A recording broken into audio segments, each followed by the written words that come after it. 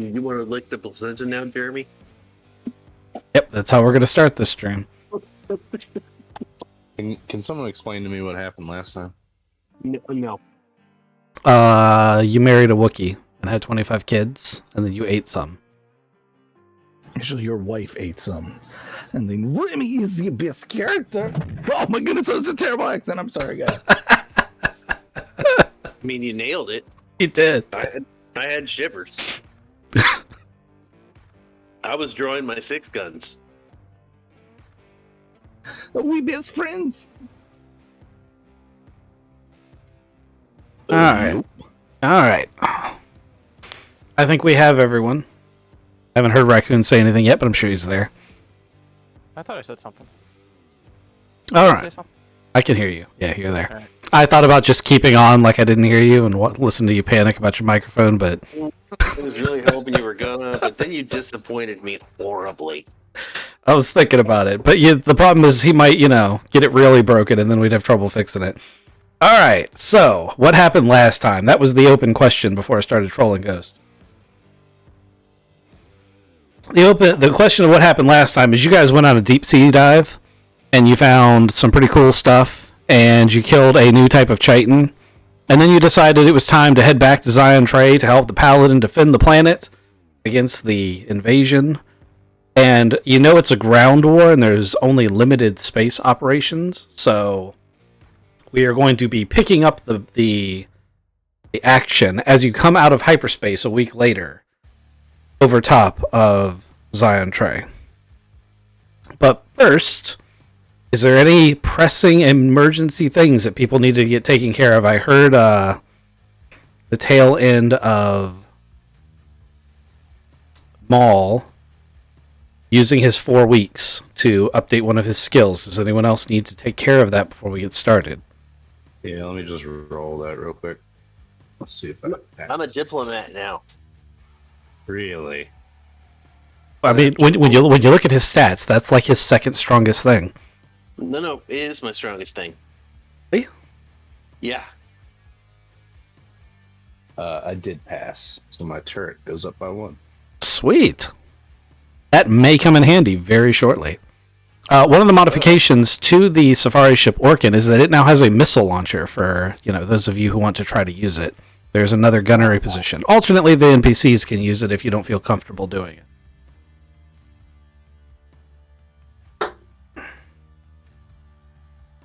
Anyone else before we get started? I'm going to try to be a better telekinesis. All right. You mean when you say NPCs, you mean battle officer Warg? He pilots the ship. It would more be like Lieutenant Ryder, I believe his name was. He's the second in command. Why is he shooting the guns? Because there's only 4 of them. Is he good at shooting guns? Yes. I would have made him drive the ship. I'd have put, Chief Lieutenant Battle Officer Warg. I don't know why the decision was made, but I got them all written down. No, I get it. Warg is a pilot. Scotchy is the mechanic. To be fair, there's supposed to be a fucked up version, so Yeah. it makes sense that it would just be. He is the chief battle officer. He just doesn't shoot the gun.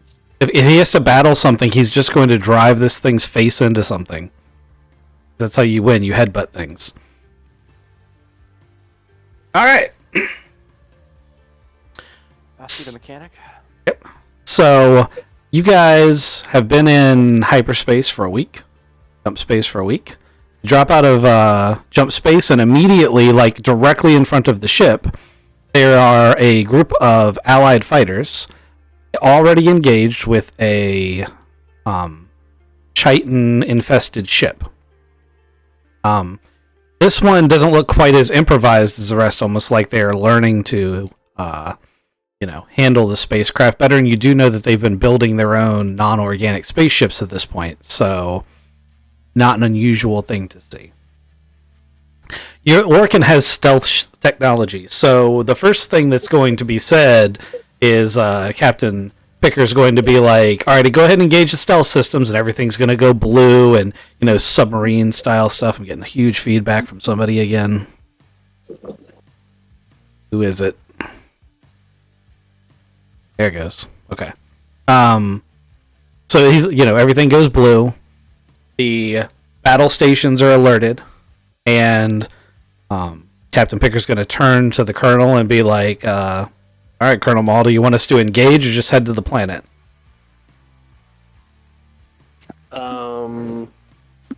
We should take the ship out, right? I think that would be a prudent course of action, but we run risk of getting damaged if we do so. Can you slip us in and we'll just, take him out and clean the ship on the inside? We can attempt to board, but we might not want to do that while all the other ships are shooting at it. We may get caught in crossfire and get hit by friendly fire. We should most likely use standoff tactics. Let's hang back and see how they do. If it looks like they're going to go down, we can radio in and tell them, back off, let us take them down. Very well. Or you can stealth us around those rocks and we can shoot them from the back. We could also flank them. That is a tactic we could try. Yeah, we can do that. Okay. I'm gonna make my way to the pew pew. Yep. So you're climbing into the actual laser turret. Is someone taking the missile station? Yeah. Okay. I'm going to take the...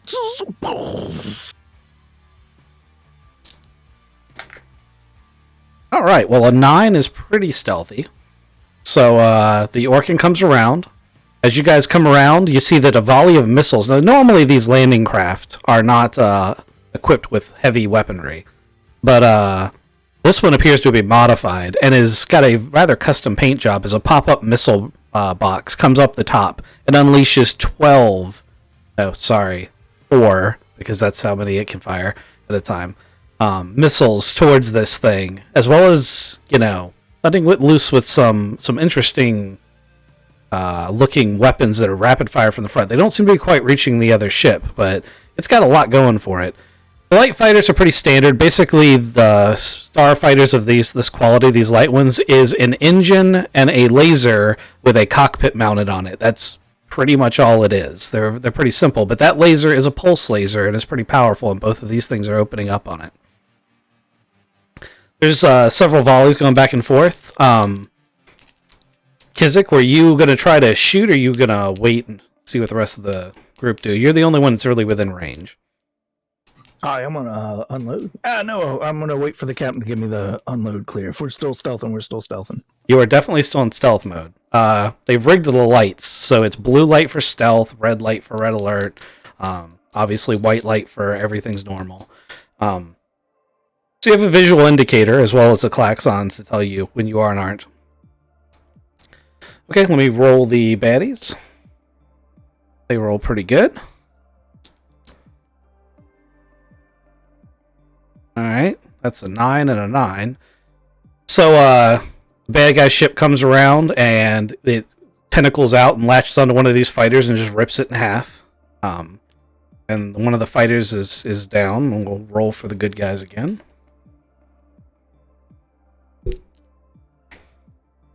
Okay. The pulse laser hits pretty solid from the other fighter, but the missile racks are reloading on the ship. Now, what's happened is now this thing's been hit. It's got a lot of damage, and it's actually headed directly towards where the Orkin has decided to stealth. Not that it sees you, but it is going to be very, very close momentarily.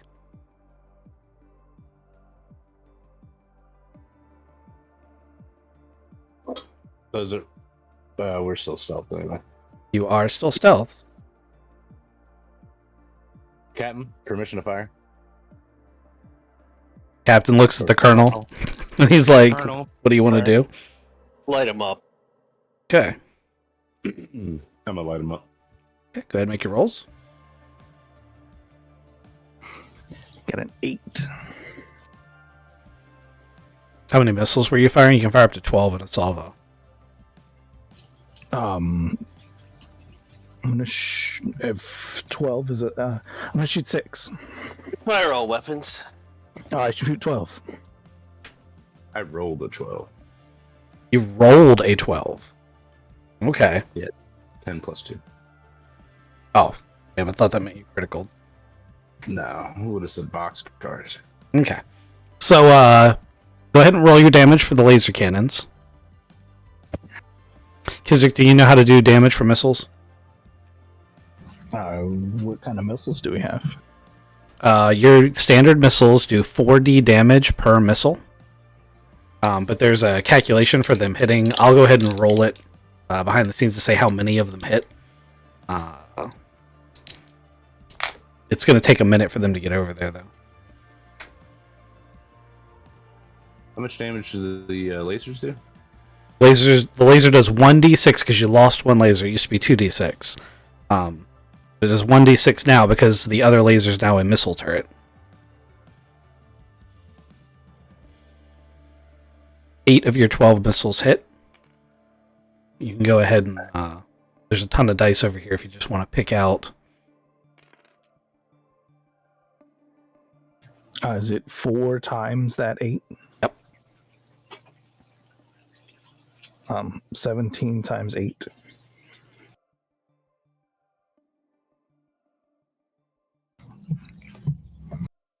You're the human calculator. How much is it? 136, maybe. That's plenty. Yep. 136. That's plenty. So laser hits, shears off a tentacle. The ship turns towards you. It is not really close enough to use its tentacle weapons, which are its main weapons. And as it closes with you, that only makes the missiles close faster, and they rip the ship in half.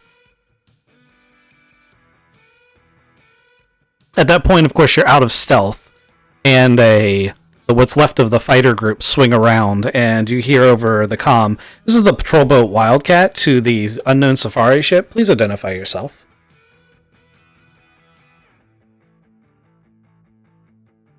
Oh, this is the Orcans.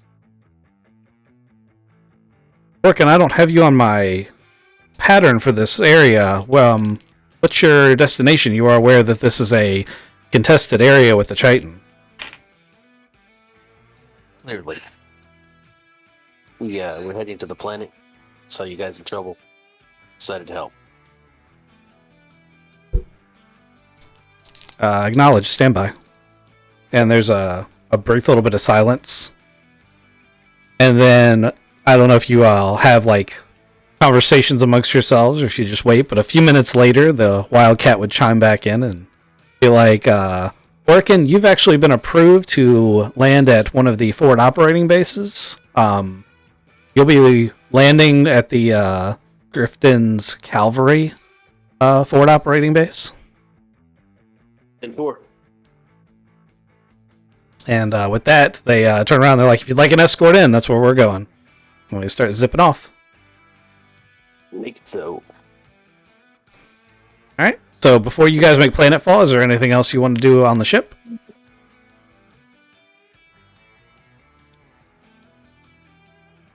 We're just gearing up, getting ready to go. I was about to say, we're really excitable today, aren't we? I think Matt picked the wrong weapon. Well, he's also your only point defense. Had they fired any missiles, Matt's roll would determine whether the ship lived or died. So when you're in long-range ship-to-ship combat, the missile... That's why I was pushing you guys towards having a missile system, is because it's an incredibly powerful ship-to-ship weapon. You did just fire about $4 million worth of ordnance. Captain said it was okay. Yeah, so... Captain ordered him to. Yeah, so...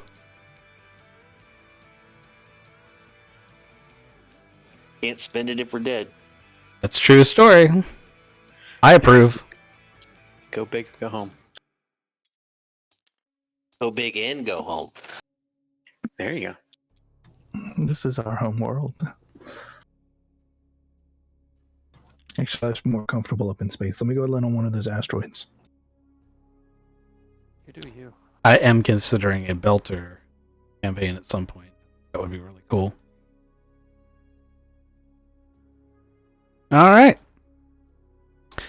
So, you guys set down. This forward operating base is quite temporary. There's basically a sandy, barren plateau. This area used to be a grassland, but there's big, huge blotches of just dead area where there's no organic material alive whatsoever. And this forward operating base seems to be smack in the middle of one of them. It's divided into 2 distinct camps, and as you fly overhead, one of them is blatantly a local like planetary militia operating base with various different kinds of tanks and forward stuff, and the area you're setting down in looks more like a biker bar than anything else. Like, it's where the mercenaries are blatantly collected.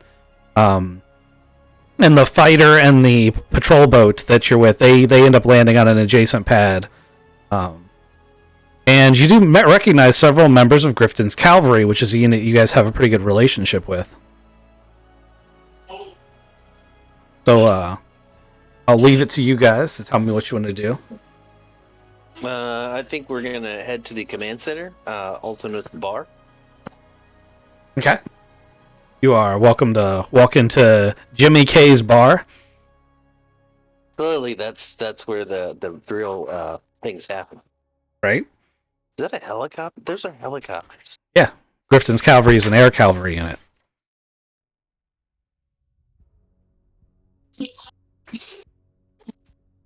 Okay. So, Mr. Booker is the leader of Grifton's Cavalry. Colonel Booker is the leader of Grifton's Cavalry, and you guys were around when he was promoted. So, as you stroll through the entrance to the bar of this rather rowdy bar, you get a series of applauses led by Booker as they're all like, "Welcome back! Nice little skirmish you walked into up there."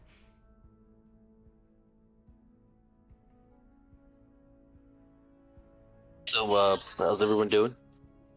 Oh, mayhem, murder, taking huge casualties, drinking, Tuesday. We've had some pretty interesting times on this planet. He waves to the window while you've been gone. Yeah. Looks like the place is seeing better days. Yeah, Chitin are busting out with these spore weapons. They eat anything organic. Dude, what now? Spore cannons. You haven't heard of these things? I heard they were using them all across the front now.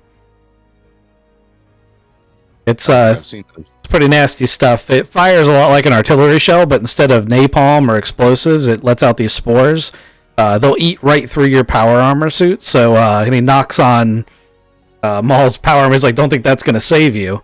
Pretty much anything that isn't hardened steel and solid all the way through isn't going to stop it. Oh, that's yeah, that could be a problem. Yeah, no kidding.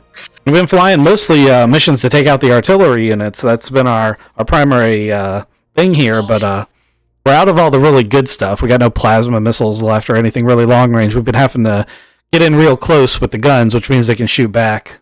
That's always fun. That's the best kind of flying, though, and there's several pilots who are, completely shit-faced that are, very happy about that whole thing.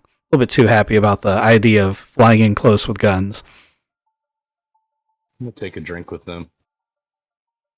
Join them for a alcoholic beverage. Yeah, there's several. It's definitely lower grade alcohol, but it's cold. AKA diesel fuel. Bud Light.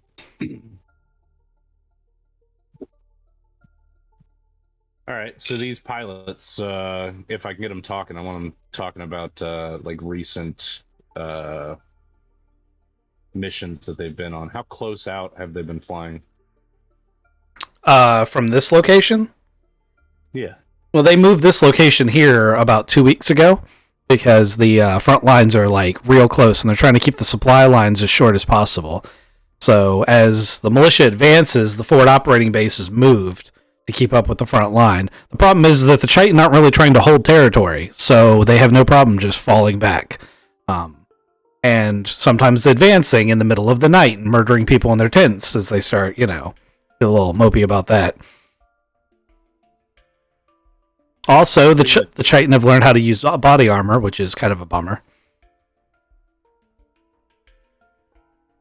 So the artillery that you guys are talking about, though, I mean, you guys are set up in tents. Aren't you worried about a direct artillery attack? Well, fuck yeah, we're worried about a direct artillery attack. That's why we got constant missions up. But if we pull back any out of the artillery's range, then we're also out of range to shoot back at them. So Yeah. also, fuel's kind of at a premium right now. It's not like we have a refinery available at the moment.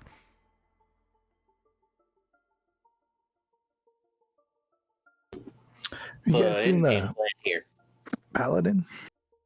Yeah, he pops his head up every once in a while to give orders. He's with the new striker units. Have you seen these things? They're so badass. Although I guess you probably shouldn't have said that around you Norse guys.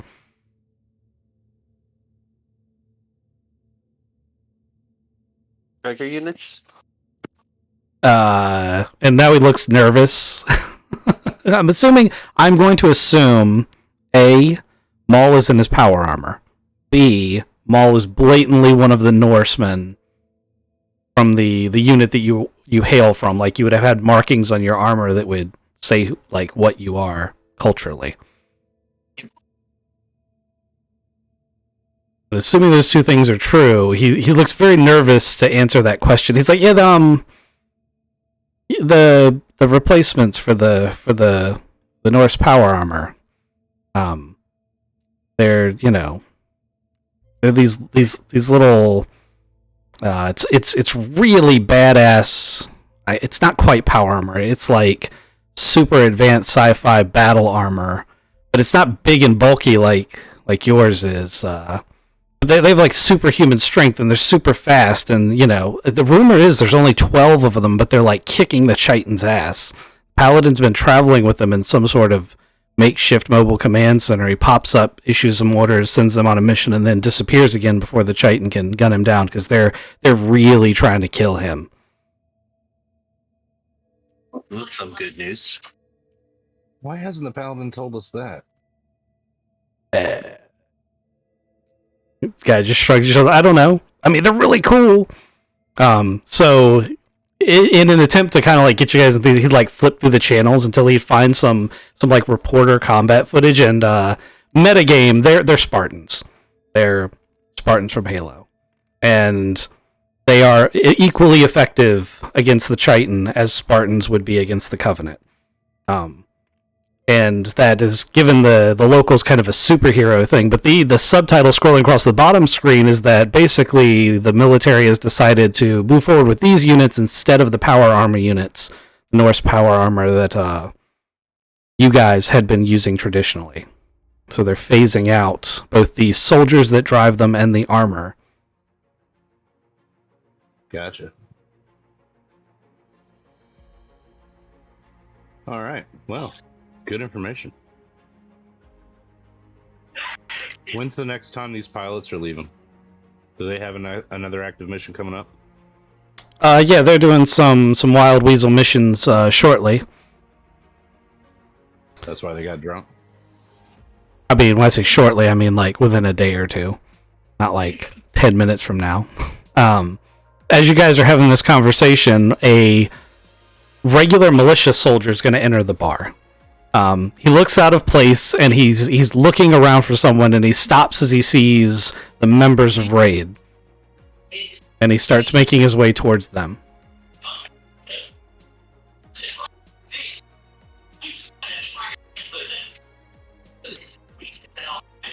Wait for him. Yeah. I'm trying to figure out, is that you doing the feedback, Maul? I don't think so, but it could be. Okay. I'm just trying to figure it out. If you figure out that you're doing, can you switch to push to talk for me? So the adjutant, because he's blatantly what he is, gets over there and he's like, "Are you guys Raid Inc.?" Yes, we are. Hey, the militia colonel has a message for you from the paladin. Yeah, so I think, and he like stands back a little bit because he's not used to being in this location. He's very young, and he's looking around all wide-eyed at all the mercs. He's like, so if you could, at your leisure, maybe go over there and get the message. Thank you. And he kind of like steps back and shuffles towards the door. How many adjutants does the paladin have? He's not the adjutant's. He's not the paladin's adjutant. He said that the colonel of the base has a message from the paladin. Oh, okay. Sorry, I thought you said it was the paladin's adjutant. We had talked to one before. I was just wondering if it was the same one. You had. Sounds nicer than secretary. Right. We have a meeting with the paladin. No, you have a message from him. Okay.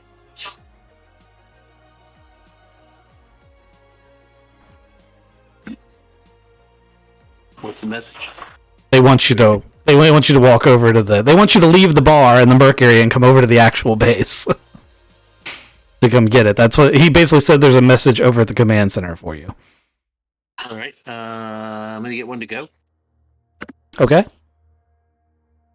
and head that way. Follow.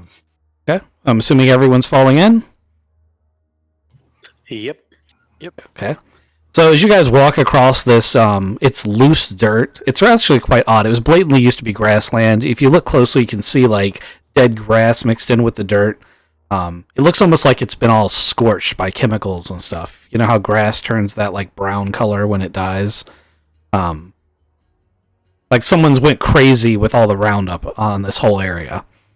And as you guys walk onto the militia base, it's a much more professional, although much younger and inexperienced versions. They've all got the proper uniforms and protocols and the equipment and the look that goes with it. But, these guys are definitely, late teens, early 20s as a vast majority of them, with only a handful of more experienced officers. As you guys make it over to the command center, there's I'd say mid-30s officer with a colonel insignia, and the name tag says Stockton on it, which would catch you guys' attention. Does he look familiar? He looks like a younger version of Old Man Stockton. Damn. Okay. Colonel, you want to take this one? Yeah, we'll walk over to him. Okay. As you walk up, he's gonna kind of look up from his maps and his charts, and he definitely looks like he's planning another air raid and maybe even a combat drop. And he's gonna be like, Colonel Maul, we haven't met. I'm Gary Stockton. I'm the son of the man you refer to as Old Man Stockton, previously shareholder in your unit. How's it going? He waves at the table. It's going badly, but we're hanging in there as best we can. Paladin has a plan, and he says we just need to fight a holding action, so that's what we're doing. He pulls a data wafer out, and he's like, I was told to give you this message if you showed up at the command center. The next check-in for the Paladin is 2 weeks away, so this is the only communication I have from him for you. It's encrypted, I'm afraid. I don't know what's on it. All right. Is there somewhere I can go to read this, or do I need to go back to my ship? He waves you to it's literally cloth, like it's a tent within a tent area. He's like, that's my office back there. You can use it if you need to. All right. I go and check the message. Okay.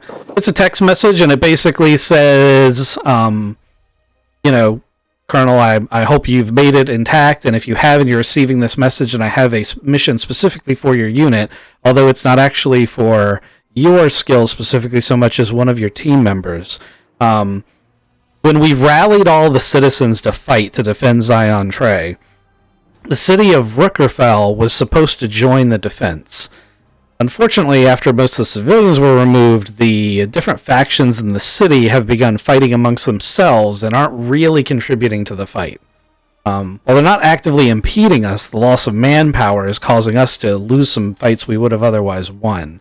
And I was hoping that you could visit a leader of that city, a certain Tira Garibaldi, who is, I'm just going to say, familiar with one of your party members, Sterling. If you can get a diplomat solution, get them back on the battlefield, get us some support, that would be fantastic. If you can't, at least try to stop the infighting there. I don't want any civilians getting caught in the crossfire. Don't kill any civilians. Fix the problem. Got it. I go find Sterling.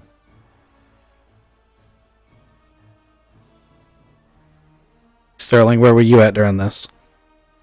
I was just hanging out in the commander's tent right over here. Over here in the command center, just kind of waiting to hear back.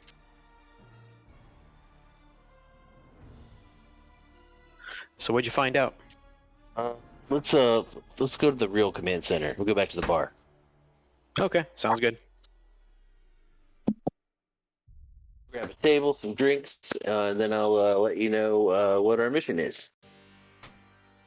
I'll let everybody know. Everybody's coming.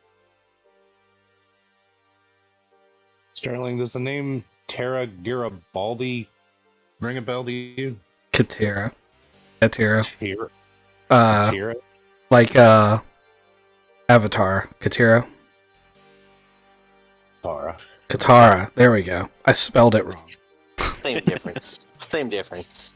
Yeah, vaguely. I seem to remember her. She is actually, we always talking about. I was talking about my baby mama. Well, that's her sister. Right on, right on. All right, well, we're going to have to convince her to stop the infighting and get the city rallied and get them to do what they pledged to do. That's our primary mission. Secondary is just at least get the infighting done and keep the innocents from being damaged. Sounds like this one's going to be on you. Oh, sounds good. Like I said, I know her, so hopefully things will go pretty smoothly. From what I remember, we had a pretty good relationship still. So again, haven't seen her in a long time, but happy to get that started up. So one of the... Go ahead. What kind of person is your sister-in-law? I mean, she's a gang leader? Is that what's going on here? I don't think they call them gangs. I think it's more like mafia families.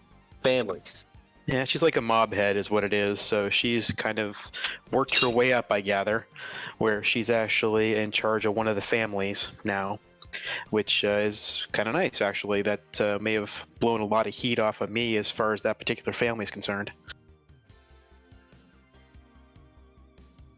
That's if she doesn't have any issues with me that I am unaware of. Would she have any issues with the paladin that you know of? I don't believe so. I think the militia should be focusing on trying to help out the paladin, trying to work on getting the chitin out of the way. But the catch is that I don't know if they're having some inter-family issues between the other families that are there. So I've got to kind of find out what's going on to find out what the situation is, I guess. Somebody's probably tried a power play at the wrong time, and they'll just need to be convinced that it's the wrong time. Yeah, well, each one of the families have different, they have different strengths and different weaknesses, obviously, and if they work together, they complement each other very well. If they don't, then if there's a power play or something like that, then obviously we start getting into an issue where we have problems where things are not functional anymore. They're definitely not supporting the military. Well, how about you? Do you have any baby mama family drama? Baby mama family drama. Wait, how many kids do you have? Like, is she not gonna try to castrate you the minute we see you? No, it shouldn't be anything like that. I seem to remember that, so what happened is that, the baby mama, what happened is she, We all know how baby mamas work. Yeah, I had to get her off planet. She got into some trouble, so I kind of helped her get off planet, and I think doing so kind of built up some confidence in her sister. So I think I've kind of earned a good relationship as far as that's concerned. But again, like I said, it's been a long time.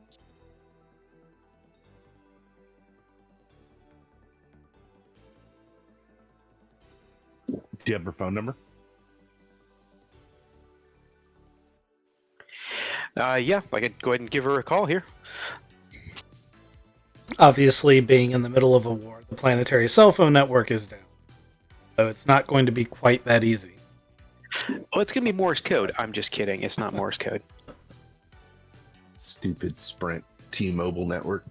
I know, for real. So much strongest 5G It's network. Cricket. It's all the big companies are done. Cricket's the only one that made it.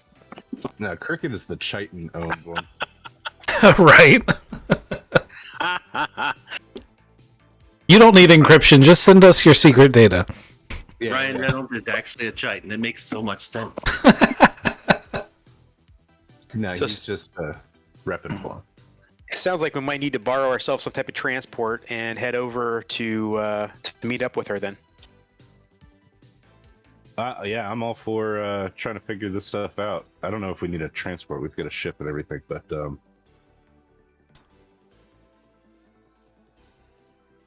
I'm gonna pound the sauce some more. We're in the bar, right? As I'm assuming Sterling is drinking as well. Oh, yeah, yeah. I've kept an unlimited supply of beer at the table. I don't know if Sterling wants to let slip or does let slip because of excessive drinking that the whole reason that she's a baby mama is because you were sleeping with the Don's wife. Yeah, we lubricate him up. My goal was to get some information from him because he's kind of tight-lipped about his backstory. Well, you would be too if you got the Don's wife knocked up and then had a hit put out on you. Totally understand, except I don't know that yet. I intend to soon. No, yeah, that's exactly what happened, and that's why I kind of got off planet pretty fast and definitely ran away from the family, as it will, and except for the situation where I had to go take her off planet to go and kind of keep her protected because I guess her husband at the time period was pretty crazy, so he was off raising Cain, and she was fearing for her life and everything like that. Not only did you sleep with the boss's daughter, but she was also married too. No. It was the Don's wife. Oh, the boss's wife. Okay. Yeah, boss's wife. So at this point in your life, you understand why that was a bad idea, right? Oh yeah, nowadays, yeah, but back in the day, I was just I was a younger buck. I was just having some fun. Look at this picture. She's so pretty. What happened to the Don after that? Was he still around? From the fact that Katira is actually involved right now, where she's actually heading up the family. I'm gonna gather that something bad happened to him. I assume something bad, meaning somebody had him whacked. So He just stepped down and is looking from the shadows. That's probably something you want to find out before we walk into this. we did go over that briefly. The reason you had to get her off planet was because the Don's whole family was being wiped out by an opposing group of triads that were trying to take over the city. He's dead as a doornail, and Sterling would know it.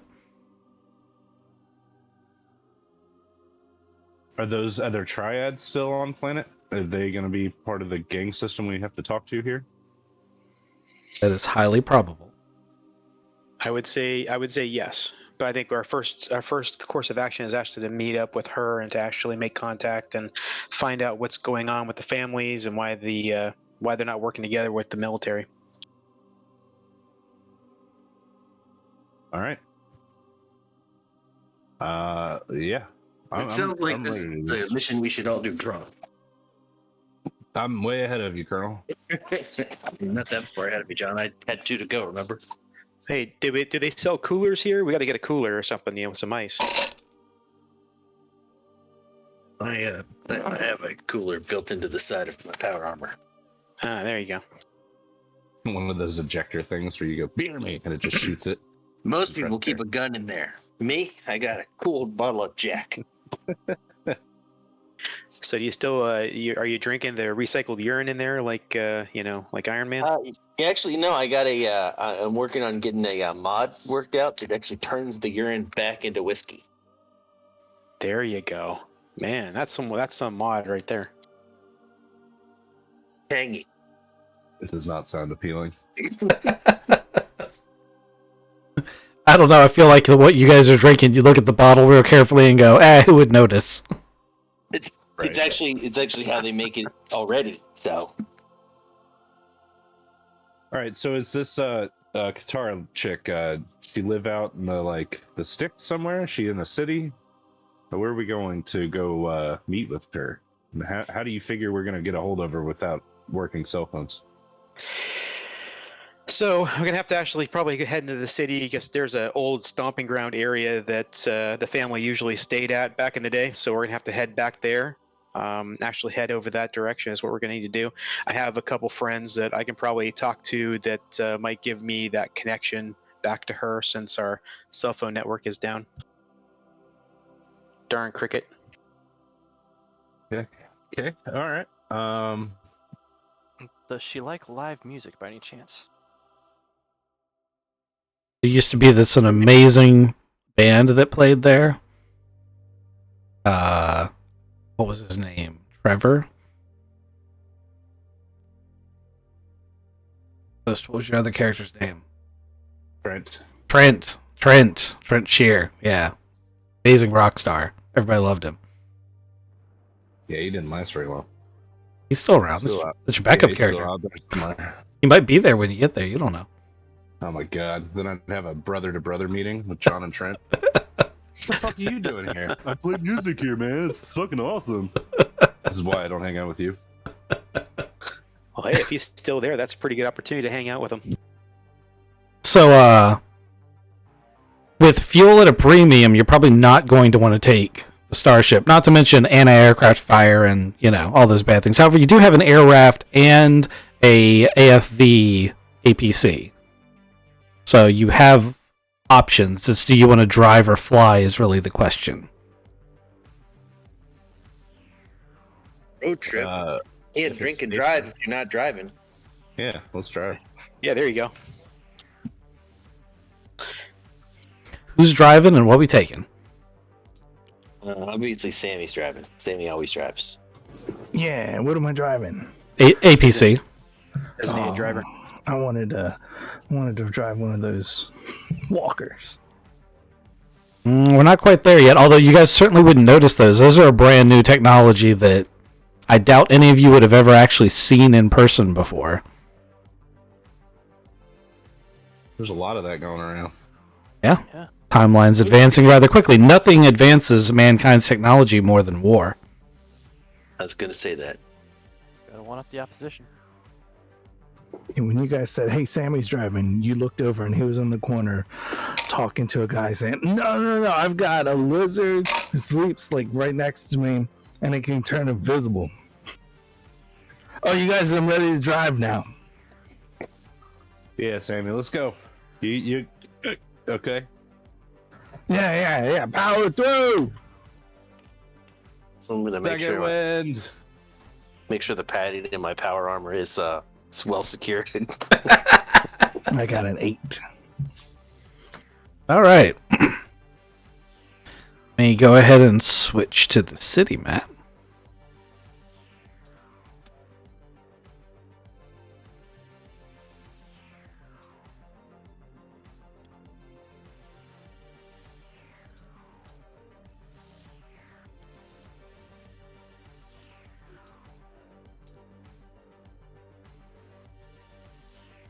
So you guys go along. The second biggest city on Zion Tray is Rooker.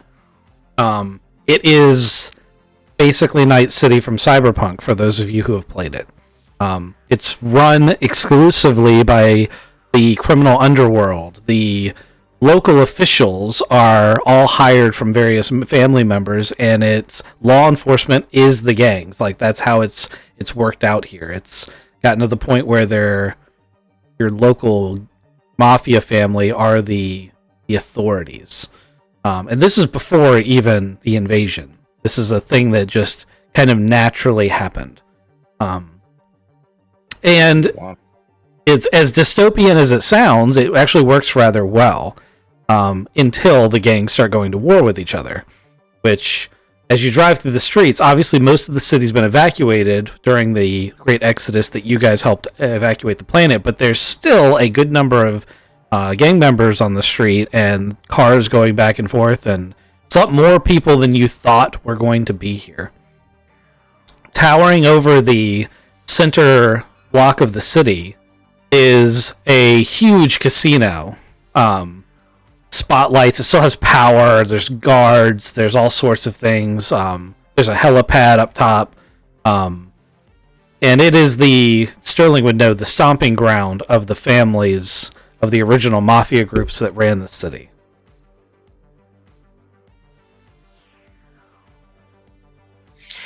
Yeah, this is starting to look a lot like home. Yes, Let me Sterling, go. what's that casino called?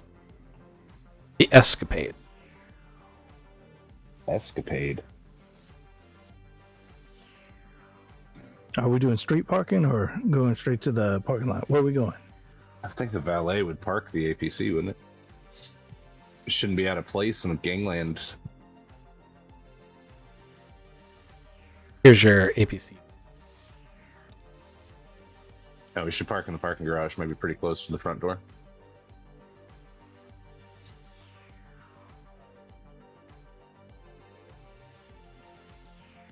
That thing gonna fit in the parking garage? Well, first, let's get another driving check from Kizik. It is an APC on city streets. The chance of the chances of turning someone into a pancake is significant. An 8. I barely missed him. Okay, you took a mirror off, but they started to like wave their fists and then saw that there was a light autocannon mounted to the top of the APC and was like, maybe not. Road rage would be ended if we had that. No, it'll just ramp up. There are a number of times I've been stopped in traffic going, "You're lucky none of these buttons activate Gatling guns." It's not my fault. The guy in front of me stopped. Maul's just tapping at the window in his power armor. I mean, he would be because he's probably got to piss like a motherfucker because it's been about 6 hours to drive out here. Oh, just I just turned it into new whiskey. yeah, just right in the suit. Yeah, just Man, right in the diaper suit. is So wet. he's comfortable. The rest of you got to piss like a motherfucker. Yeah, no, it's built. It's got like a catheter. You piss in it, and it runs it through a brewer, and then boom, you have more alcohol. You just admitted to having a catheter in. Yeah, That's why you've got the vaccine Of course. too. like what you would have to have that. Otherwise, like it's not like these things you can just drop the pants down or open a window. I mean, you two are having this conversation, and I feel like one of you would probably realize that Sammy's a belter, so he's definitely drank his own piss. You gotta do what you gotta do. I just ferment my piss first. Bear Yeah. grilling. All right. Oh fuck! Another car. All right, give me another roll.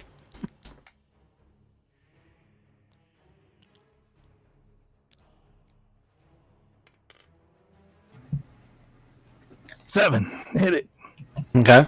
So there's a little bit of skirching, and you hear Sammy say all that, and there's a metal crunching noise outside.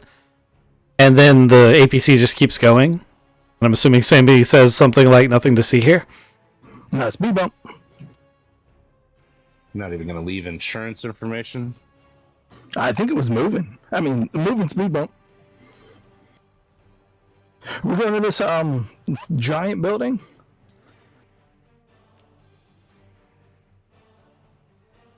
I'm gonna go for it. Yeah, I think that's where we're going.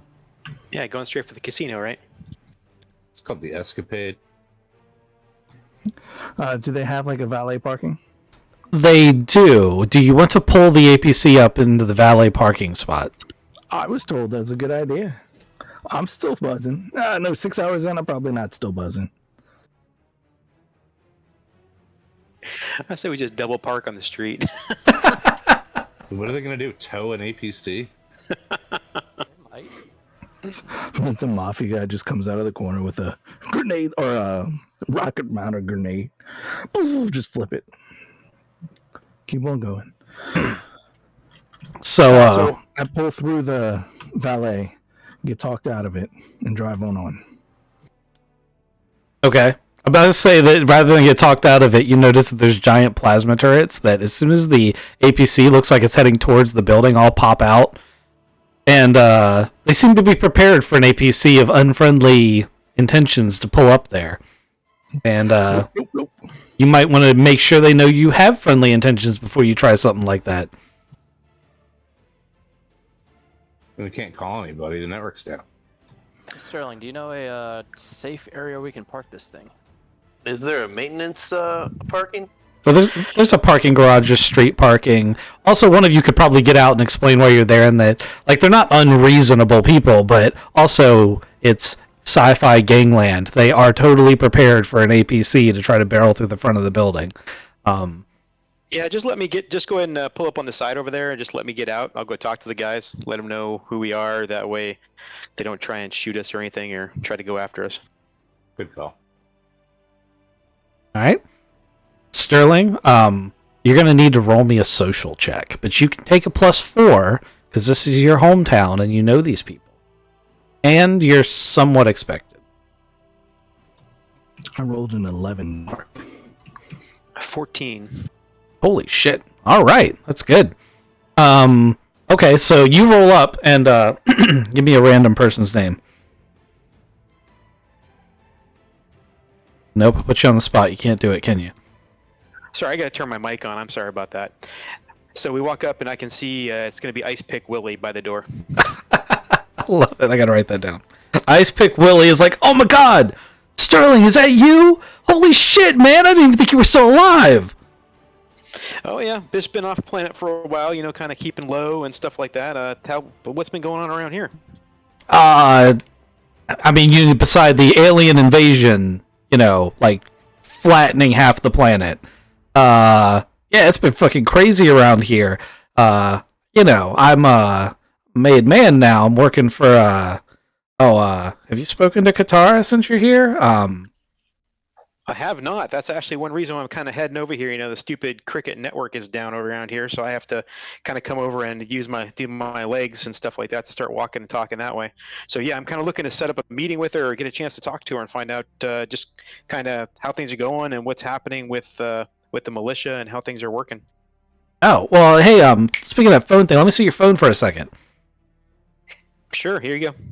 He hits a few buttons and puts a data wafer in it, does some crazy tech stuff, and hands it back, and it's like, you can send text messages now. We got like a local Wi-Fi network that we're basically networking the whole city together so we can send messages. It doesn't do voice yet, the network's too slow, but that'll give you something.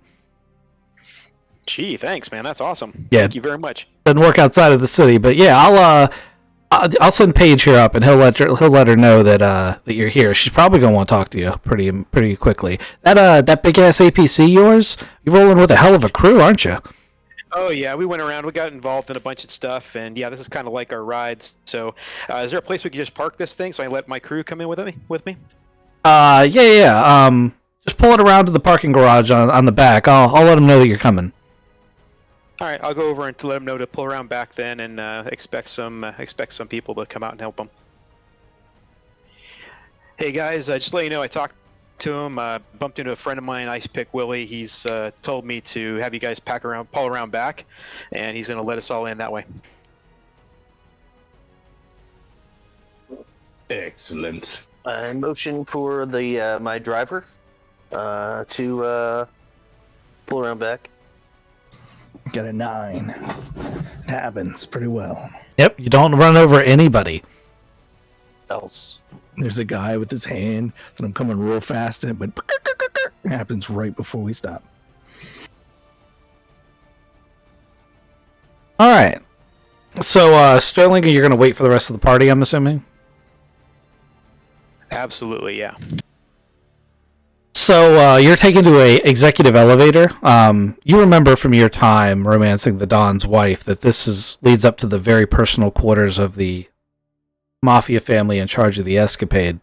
It's almost making you a little nervous. Like, last time you went through this elevator, you were running for your life, pulling your pants up. Back in the days. Yeah. This is not exactly a happy place for you, but as the elevator reaches the top, Katira Garibaldi walks out of one of the office doors adjacent. Token right here. And she's like, Sterling, it's so good to see you. What was the baby mama's name? It should be on your character sheet. Katana. Now, that was a character we had. She'd cut your nuts off. Tough. What? Tough. Oh wait, what was the crazy chick from Airbender? I asked him because he's supposed to have written it down on his character sheet. I just don't know if he did. The crazy chick It's from it's Airbender. Joanna. It's You should have named it the Crazy Fire Chick. That's Zula. all right. Yeah, Zula. So Joanna, so she's gonna be like, "How's Joanna doing? Have you spoken to her since you moved her to Malamari? Is that where you moved her to? I got a couple of messages from her a few months before everything went to crazy." I kept in touch every once in a while. From last I talked to her, it was a little while ago. She's doing good. Everything seems to be fine. I'm glad she was able to reach out to you and basically keep in touch with you as well. It's awesome. I mean, what do I owe the pleasure of the visit? I certainly could use your help, but I imagine that you came here for some reason. And she looks at the group you're traveling with, and she's got like a weary eye towards the full suit of power armor. Also, Maul may for the first time notice that there's like 7 mafia guys like not so discreetly following you.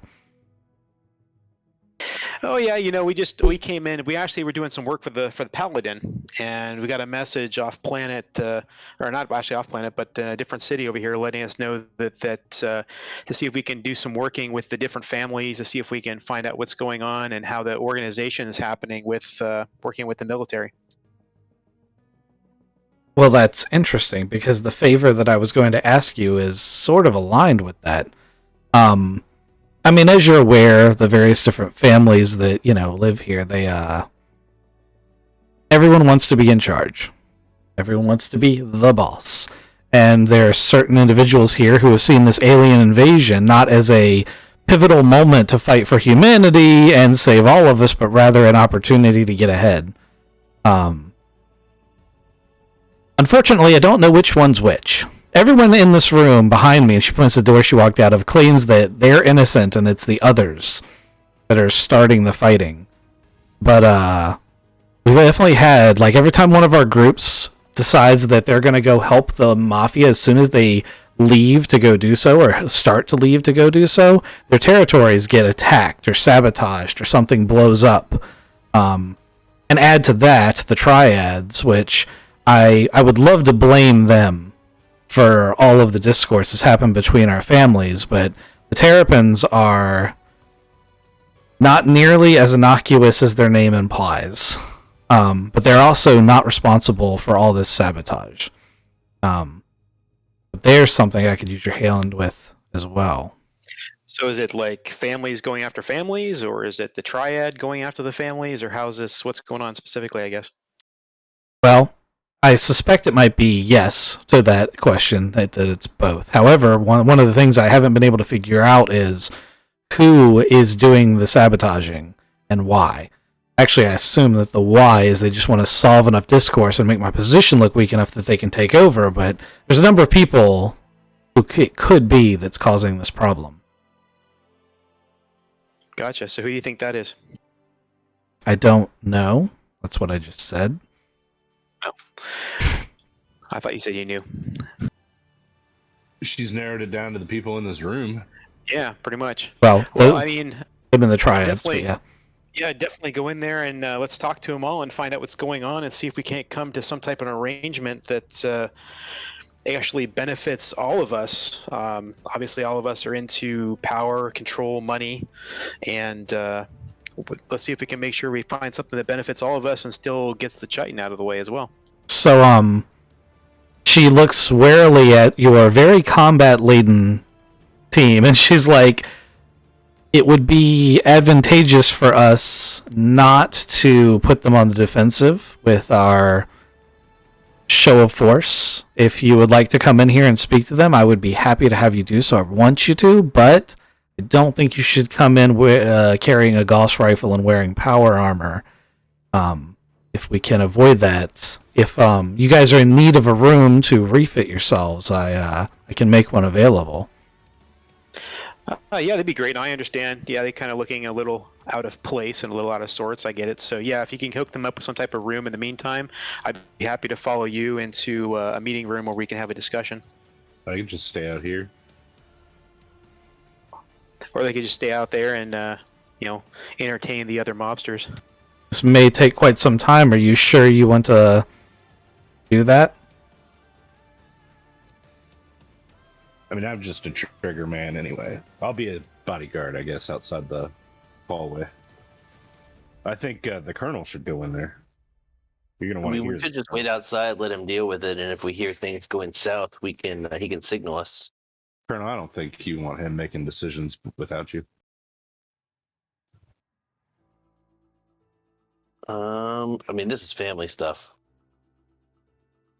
Personally, I think we should walk in there, start knocking heads together until they agree to do what they're supposed to do, and get the fuck out of here. But I think that might be option 2. Just the way the families actually operate, there is a snobbery. Is kind of this snobbish type of way of dealing with each other. That is kind of something that kind of we got to deal with first. The pleasantries, of course, when that doesn't work out, then we can have other ways of dealing with things too. So, Military politics again, Colonel. Sammy, Deacon, do you two have anything to add to this conversation?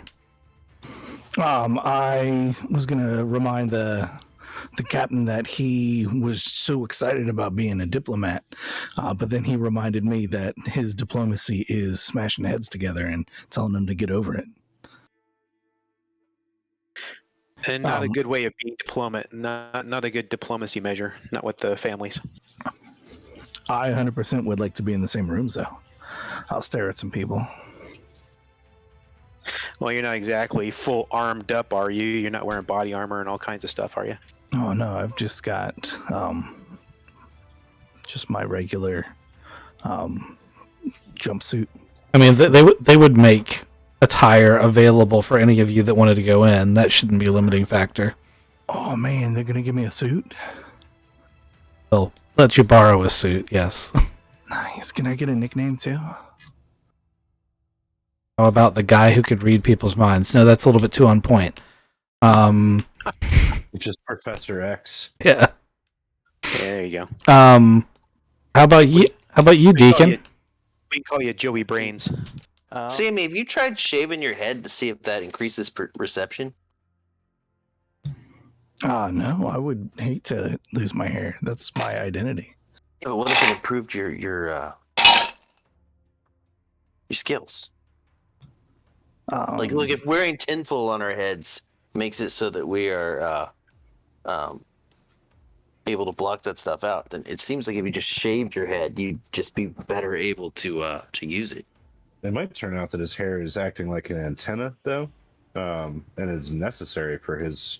So shave one side and then see if like one side of your head has better reception than the other.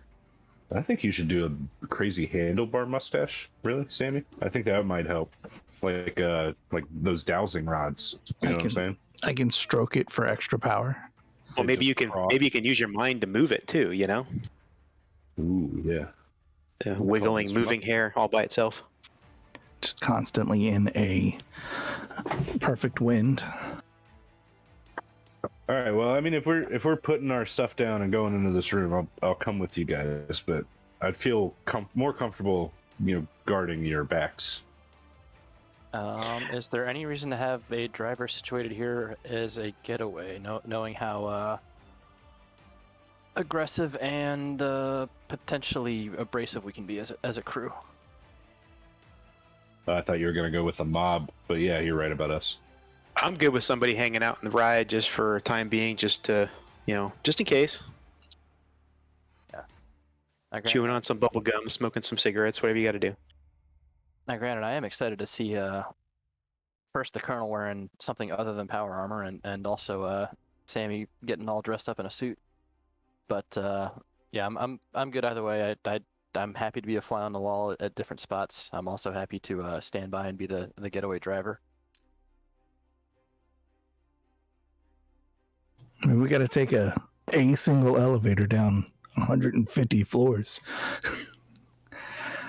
All right, so seems like the getaway driver is pretty foolish. All right, I'll suit up. I don't know when the last time I wore a suit was. I mean, there is a helipad, and there are such things as air rafts and air cars around here, so you could be doing other things while they're doing that. You might need a help for that if anyone doesn't want to be doing diplomacy. Yeah, anybody who wants to come to diplomacy, get yourself, decked out in some suits and stuff like that. If not, you can play defense or hang back at the ride. You I'll said put it's a the suit on. tallest building in the city, though. It's the tallest building in the city. That's correct.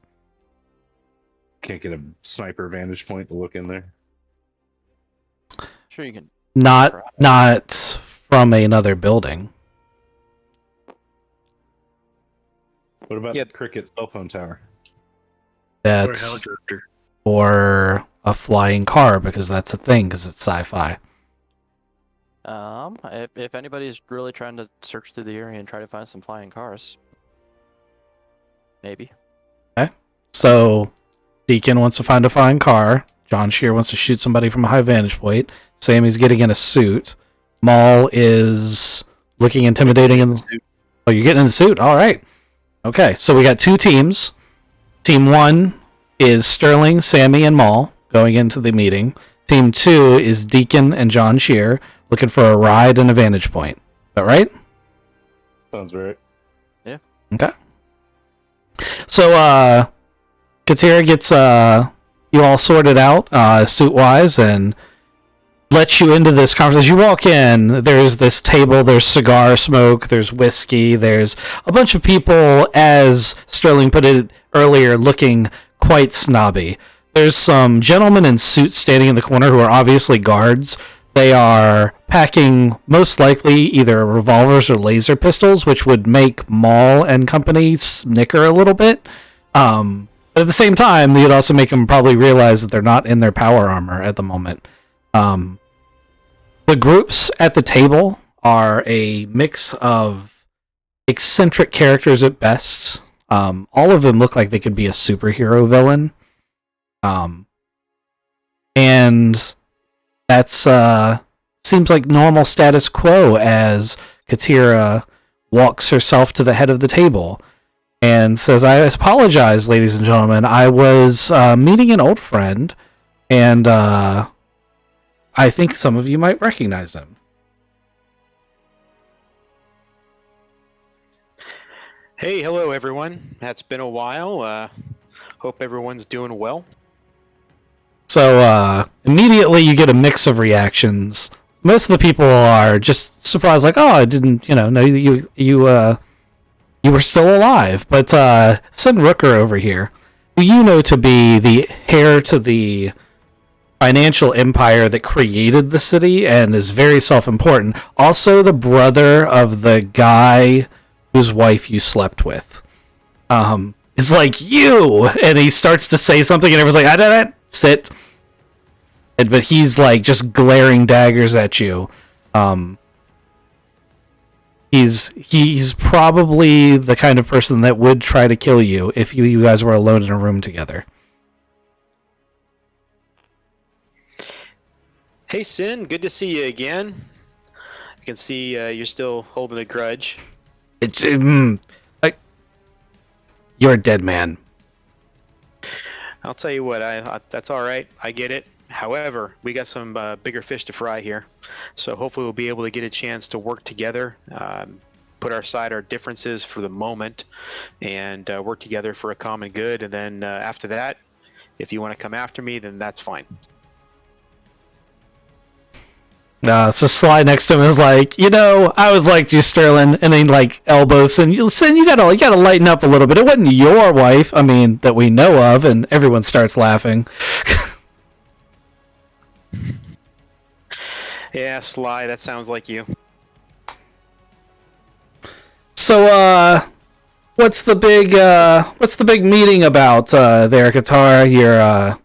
You're gonna try and convince us all to head out and play military again? And she's like, "Actually, I'm gonna let Sterling do some interview. He's got some catching up to do. He may want to ask you all some questions and get familiar, and maybe he can help us pin down who's been trying to take us apart.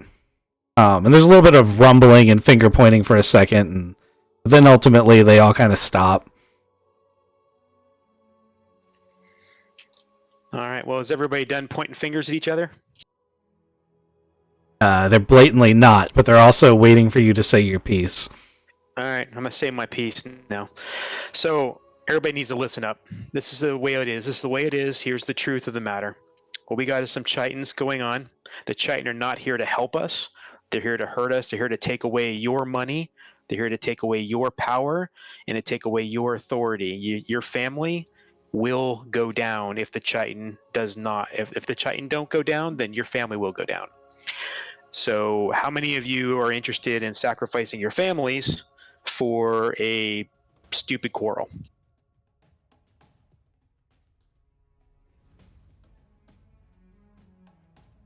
It helps if I unmute myself. So Mike and Carly, who are, they've always been like childhood friends, and you know them. You get along relatively well with them, and you know them to be of the more reasonable persuasion. They kind of turn towards you and they're like, "Look, Sterling, no one in here is going to argue that what you're saying is true.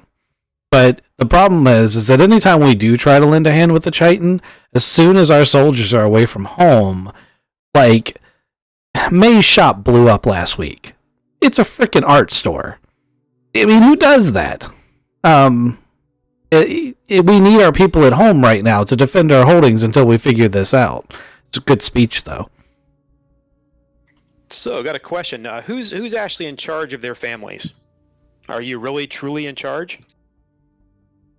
Of course, we're in charge. Like, that's, some of them are going to take great offense at that. I mean, so what you say goes, right? Well, yeah, within our family. Sure. Well, are you able to control your families? Absolutely. So the older gentleman in front of you, Carl, he's like, "What are you getting at, Sterling?" So the point I'm trying to make is that if you truly control your families, if you are truly in charge, and your families respect you and what you're saying, then your word should stand for the whole family. And if you give your word that you will stand united with the rest of the families, then your family should follow, right? I don't think you're understanding the problem here, son.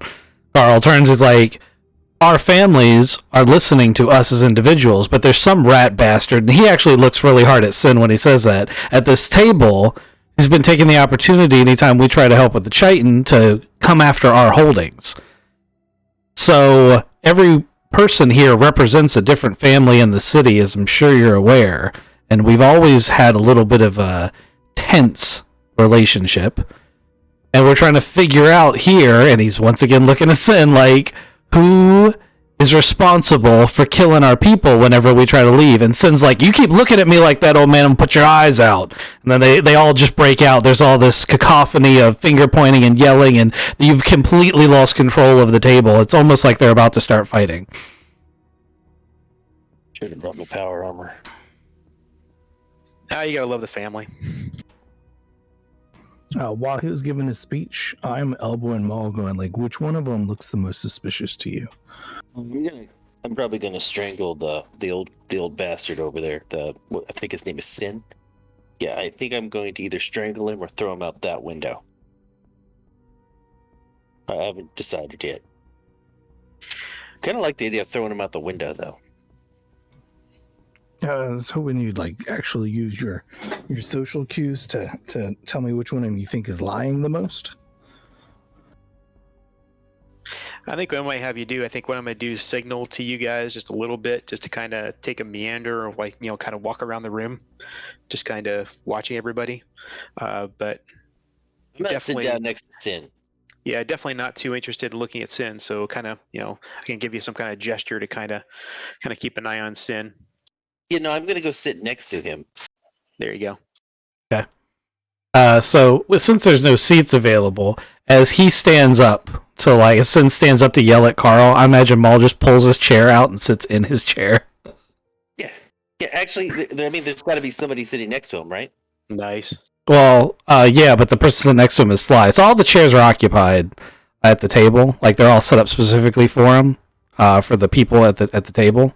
So on one side of Sid, you've got Sly Hester, who's the guy who was making a jokes at his expense to tell him to calm the fuck down when he first came in the room.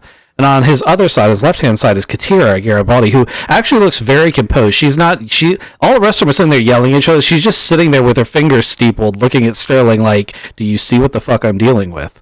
And the fact that she's got Sin parked at her right-hand side would probably seem off to Sterling, because they've never gotten along. Well, keep your friends close, keep your enemies closer, right? Mm-hmm. So Sammy and Maul, what are you guys going to do here? And then I'm going to go over to group 2. Yeah, I'm gonna take Sin's seat. Just sit right down. When he stands up, and yeah, start pushing buttons. Mm-hmm. Well, he's going to turn bright red in the face. Sammy? I'm going to read his surface thoughts. Okay, go ahead and give me a roll. Since he's angry, since Maul has provoked him, his psychological defenses are going to be down, so you're only going to need a 4 to pass. How does a 9 do? You tell me what you want to know specifically. You just want his surface thought. His surface thoughts are a combination of fear and anger. Like, he's not the brightest bulb in the box, and he is used to getting his way, and he very rarely has ever had someone disrespect him the way Maul just did and lived to tell about it. So he's like on the verge of, I want to kill this man, but he also has that self-preservation. He's a very strong self-preservation instinct. And he knows Maul's a mercenary just by looking at him, and that he could probably get gutted by him. So he's not going to physically do anything to him, but he's thinking of all sorts of terrible things to do to Maul that, don't involve him having to get into a fist fight with him. Which would... Where's the window? The window is on this side, but we're not there yet. Hold on. I just. Where am I? I'm right here. Uh-huh. And where's the window again? Right here. And where's he? Right here. Good. All right. Got it all planned out. Kizik, as Sammy digs deeper into Sin's mind, there is an image. Now, you rolled a 9. He's definitely been in talks with the Triads. It's to the point where he definitely, if he's not outright responsible for the sabotage, he at least is involved / knows who is.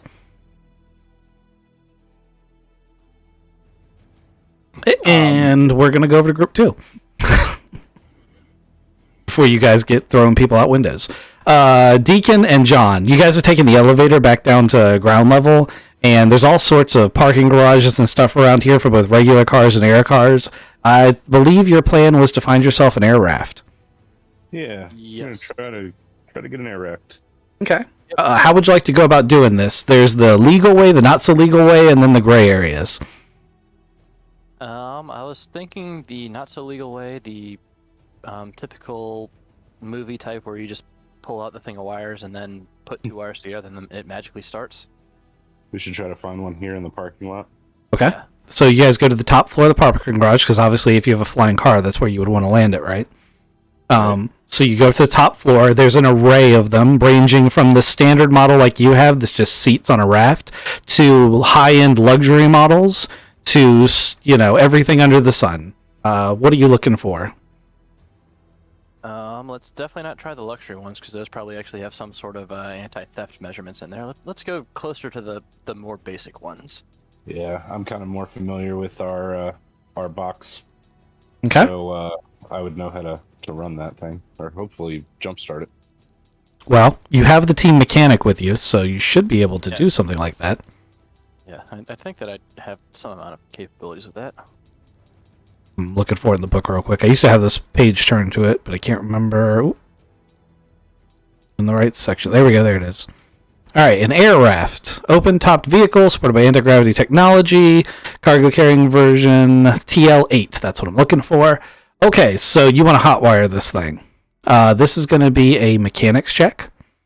Also, you're trying to be stealthy about it, so anything you do to increase your stealth increases your likelihood of success. How do you guys go about doing this? I guess first we'll just do a look around to see if there's any cameras in the area.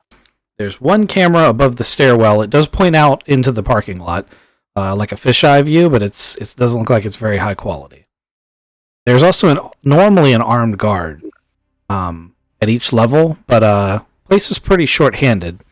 So there's a guard that patrols up onto the floor occasionally. Okay. Have we?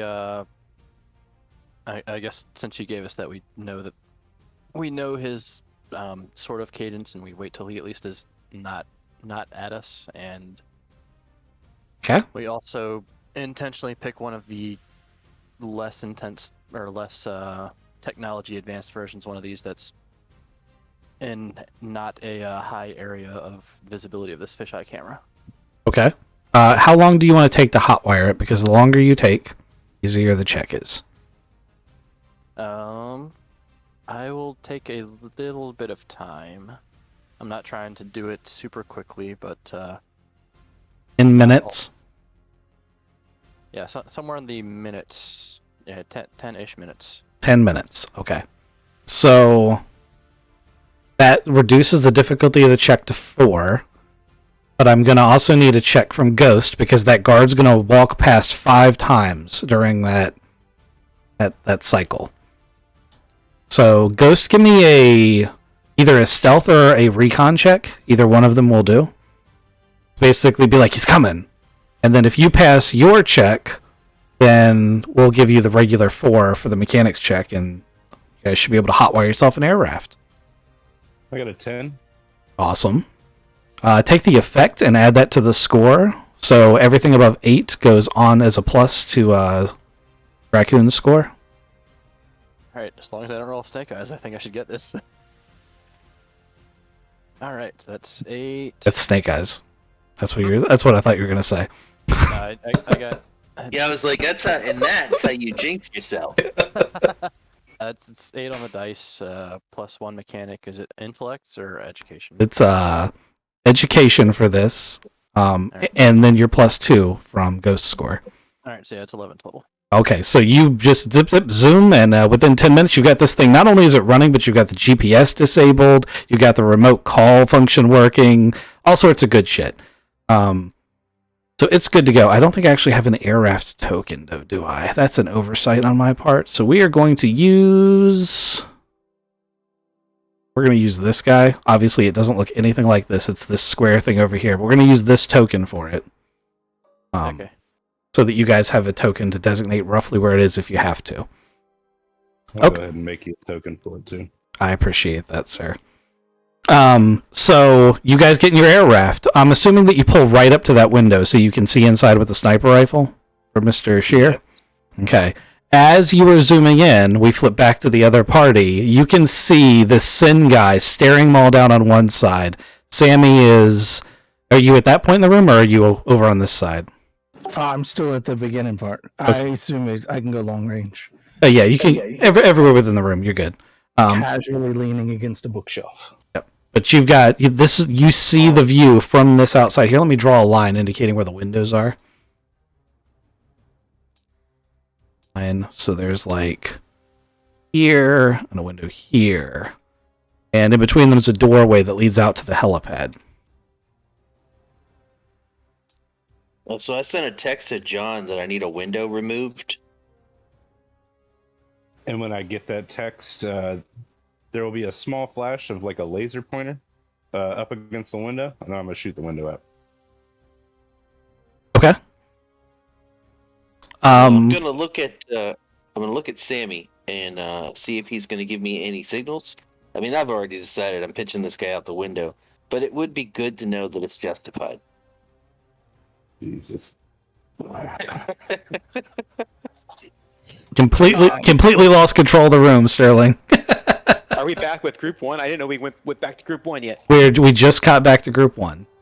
And, technically, Sterling does get to go first. Sterling feels a tap on his shoulder, and he hears a whisper in his ear. Sin is dealing with the triad. Okay, so I throw a little nod his way, and okay, I get it. So I speak up louder to everyone. I was like, okay, I understand there's all kinds of problems and malcontent between all of you people. Well, here's the thing. It's going to stop. It's going to stop today, and we're all going to get along. During my journeys throughout the universe, I've actually made up some pretty decent friends with a pretty good amount of power and a pretty much authority who are actually in a position where I can actually come in here and say, look, things need to change. And I'd rather all of you work with us versus work against us. So how many of you are interested in keeping your empires and just working together for a period of time? You get most of the way through that speech before a bullet, or I should say a gauss slug, zips through the big window right here. It doesn't shatter it because it's a skyscraper. It's a sci-fi skyscraper, so it's bullet-resistant glass. The Gauss rifle goes through it, but it doesn't shatter it, and it zips over the heads of everyone and embeds itself in the wall of the hotel. It's almost like you planned it. You had no clue it was coming, but it does accentuate your point significantly. Intimidating. Yeah. So that causes quite a bit of alarm. It's the first time you've seen Katira's her mask of tranquility sort of break. Like, she's also very stunned by this bullet that just whizzed into the room. The mafia guards are also, they've drawn their weapons and they're like pointing it frantically at every person in the room, like, oh my god, what do I do? They're in way out of their element. I would like to tell them that there's an unseen, somebody's attacking us from outside. Start shooting at the window. Give me a leadership roll. Also, Sterling, for your little speech, give yourself a +6 and give me a social roll. You can add diplomacy to it as well. Unfortunately, if you don't have diplomacy trained, you're going to have to take a -3 to that, which will just mean it's instead of a +6 is a +3.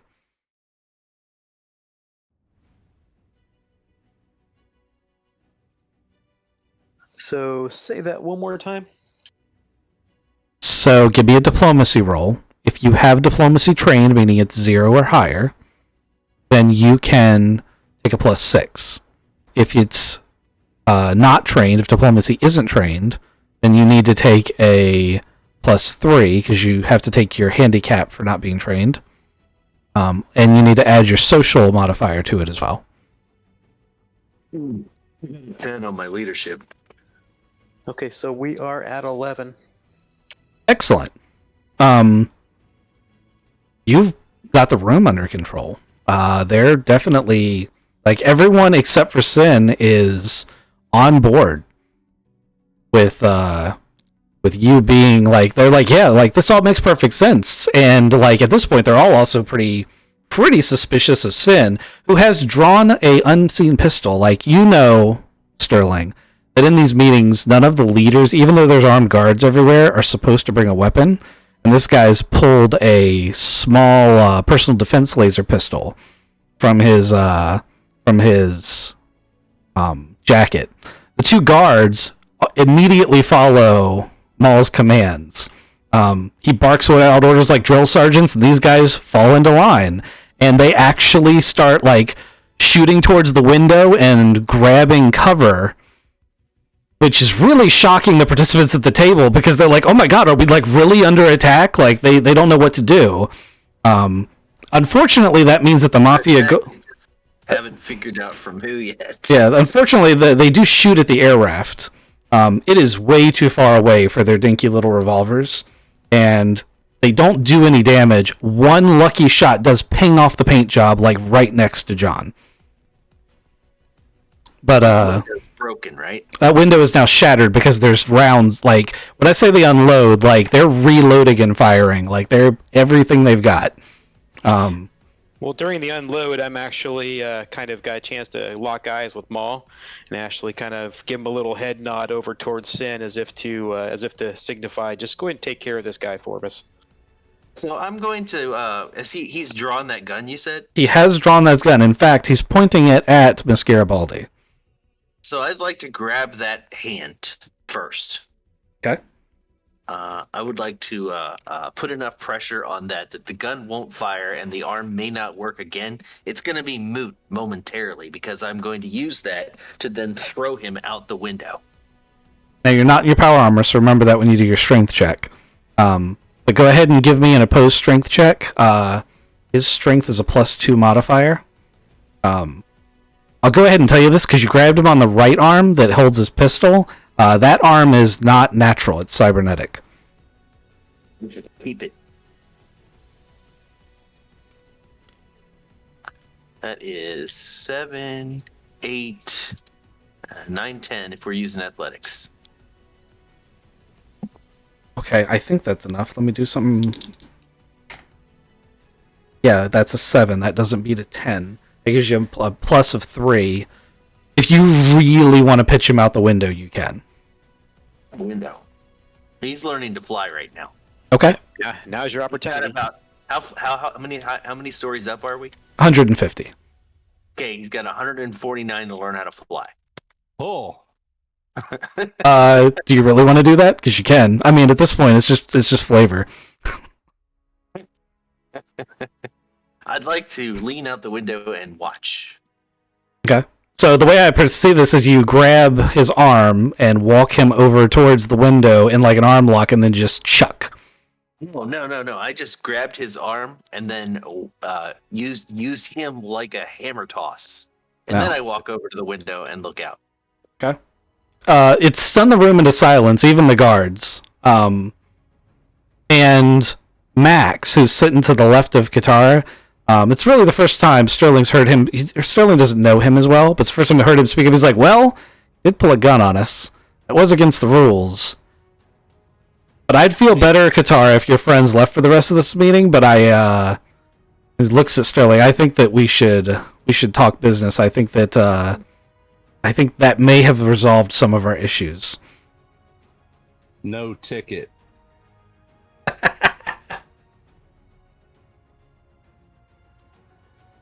Is anyone going to object to basically being dismissed after killing a man? Like, I was sitting back in my chair. I'm going to look really disappointed. I thought I was a mob boss now.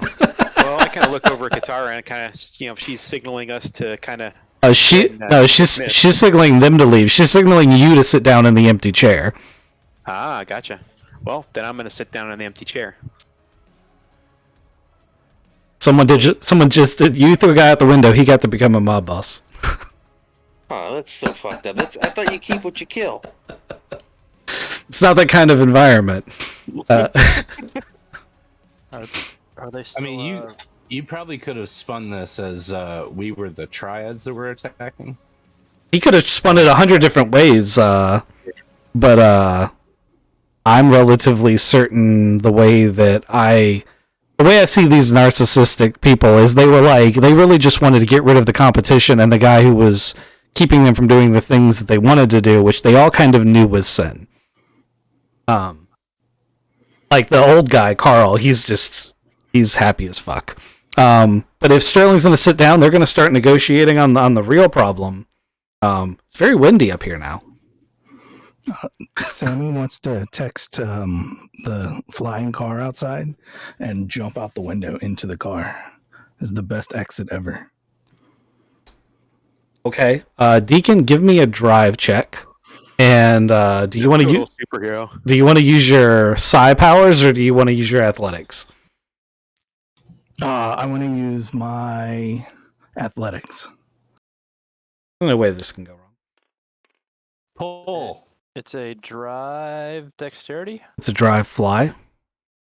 So drive, flyer, and yeah, I think it's dexterity modifier. Okay. Drive's got hovercraft, mole, tracked, walker, wheel. I'm guessing it's hovercraft. I've got. Yes, I do have. Well, let's look at the book. It's over here. I open up the page. It's skill flyer grav. So it's flyer gravity. Yeah, I definitely don't have that. Sammy's gonna die. Sammy rolled a 13 on his dexterous jump. Okay. Good. What did Deacon roll on his check? I got a 4. Okay. So that's 4 less than you need, so take 4 away from 13. I think he still makes it. That's 9. That's 9. He still makes it. Lucky fucking bastard. I was going to let you die, too, because you said I jump out the window. Your ass would have been splat.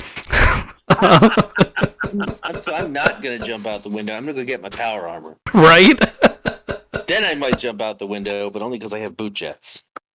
It's a backpack. Actually, it works as a vehicle here. You don't even need the hovercraft. I forgot about that. So, yeah, you guys are all sorted. Sterling, as you sit down, they're like, okay, so now we can all concentrate on getting rid of the triads and dealing with them, and then getting rid of the chitin. And I think this has been a very productive day. So next up, we have this peace meeting with the triads. Who actually thinks they want to do diplomacy and be nice? And everyone in the room looks very, very skeptical. And Katira's like, okay. So next question, who wants to go to the peace meeting for the triads?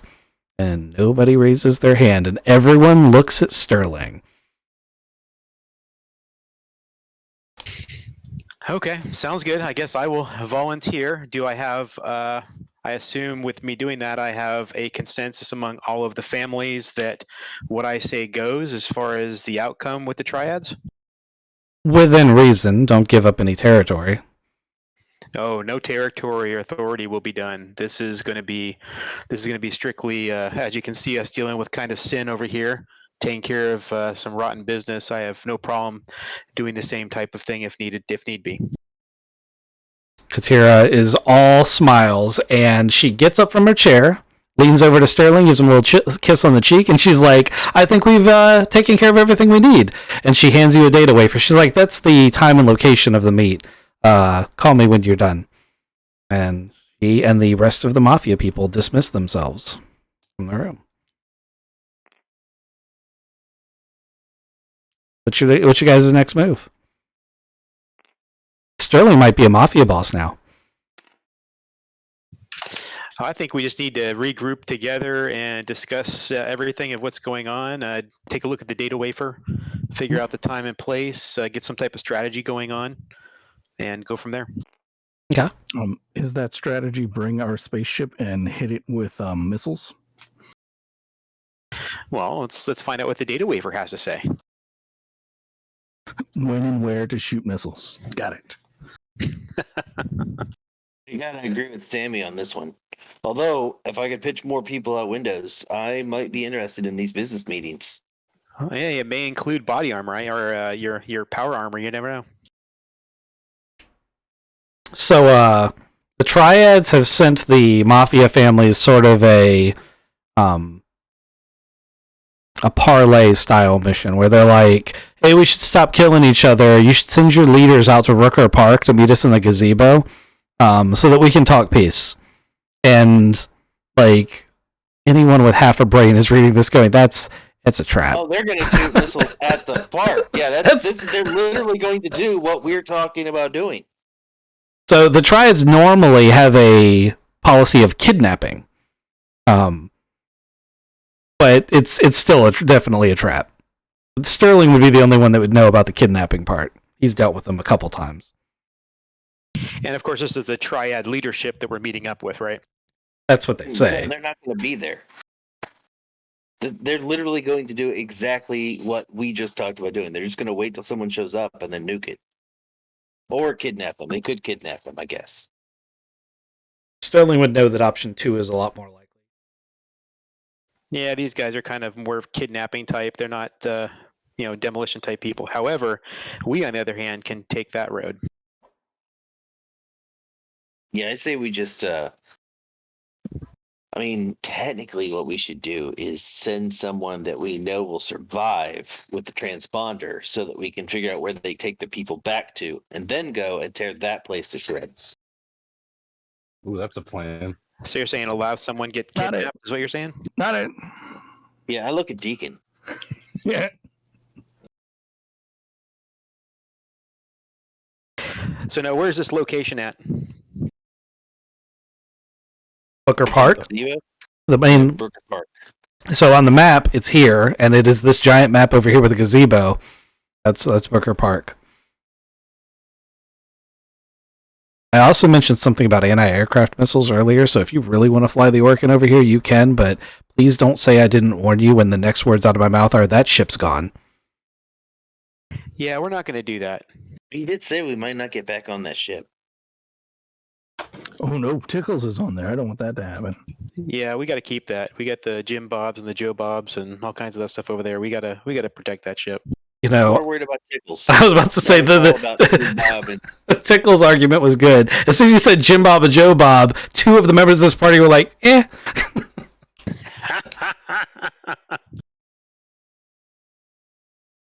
Is this building, office building number 4, like within a good sight path of Rooker Park? It absolutely is. Actually, with your Gauss sniper rifle, you wouldn't even have to be that close. You could actually be all the way up on the helipad from the casino and still hit the park.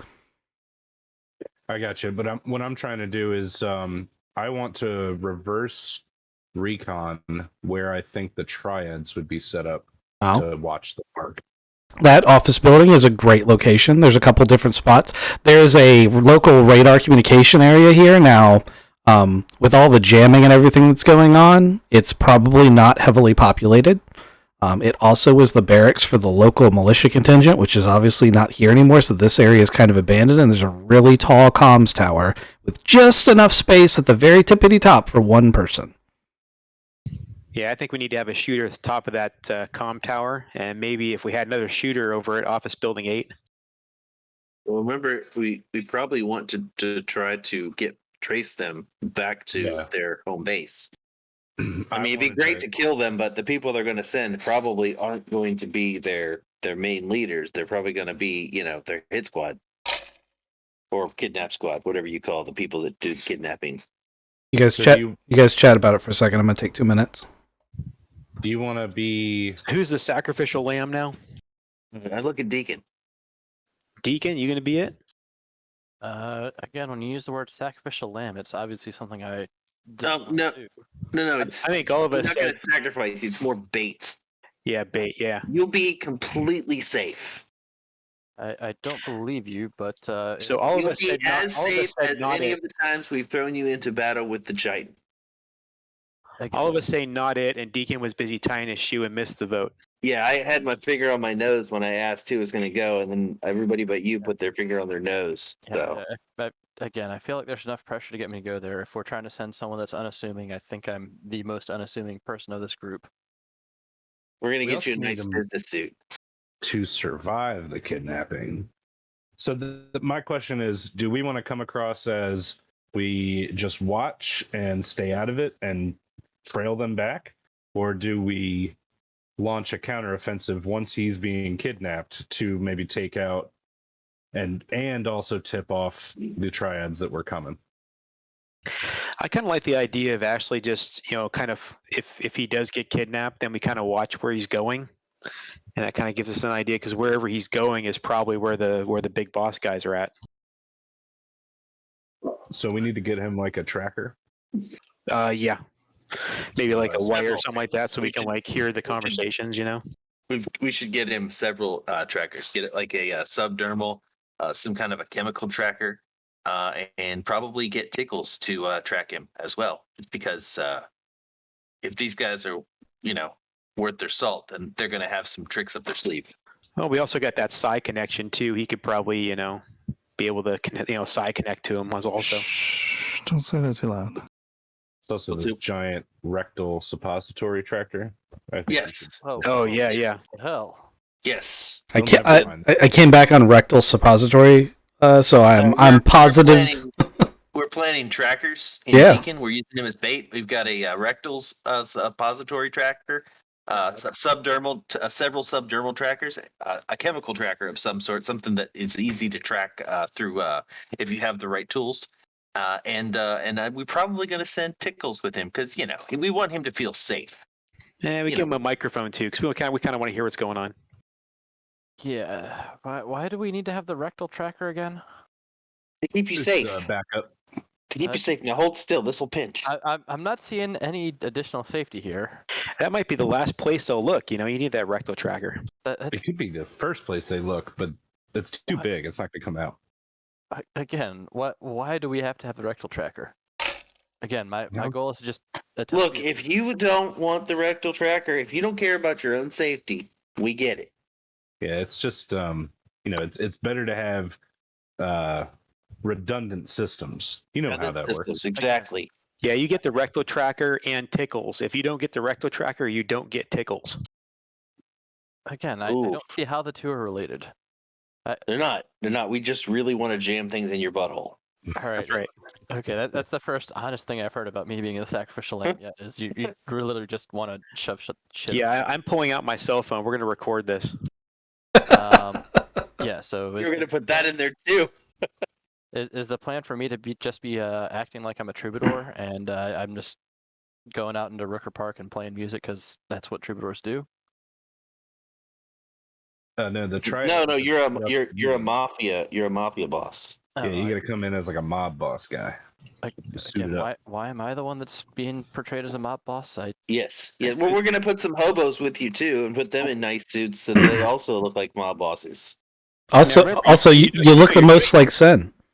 Yeah, and you're doing this because we all said not it, and you messed up. You do realize we did discuss that. We did discuss that. Okay, yeah, I am aware that we have a very sophisticated method for choosing who does things here and there. And you want to draw straws? I will. I mean, the only other method we have is drawing straws or rock, paper, lizard, Spock. I mean, that's just the way it works. Drawing straws is so archaic.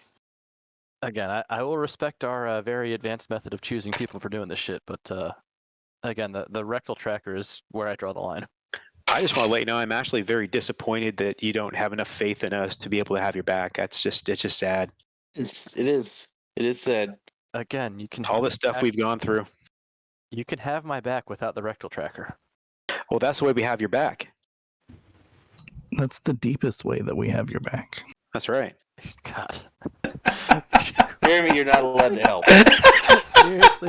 I'm voting Jeremy that he's not allowed to help put a rectal tracker in his brother. Just weird. Draw the line. Again, that's where you draw the line. I think we need two people holding back the cheeks and one person to do the shoving. Also, you guys seem way too excited to shove shit in my butt. Anyway, so subdermal, chemical, and tickles. Sure. And don't fall asleep, or you'll get the other one as well.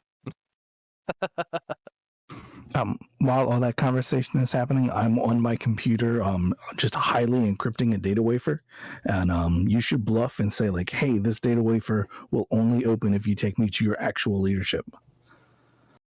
There you go. All right. So Now, this is an encrypted, like one-way communication. Without this thing, and a thing that I know, please don't kill me. Two-factor authentication. Are we gonna dress him up like Sin? I figured we dress like him and a couple of hobos up. With the two guards from the conference room. There you go.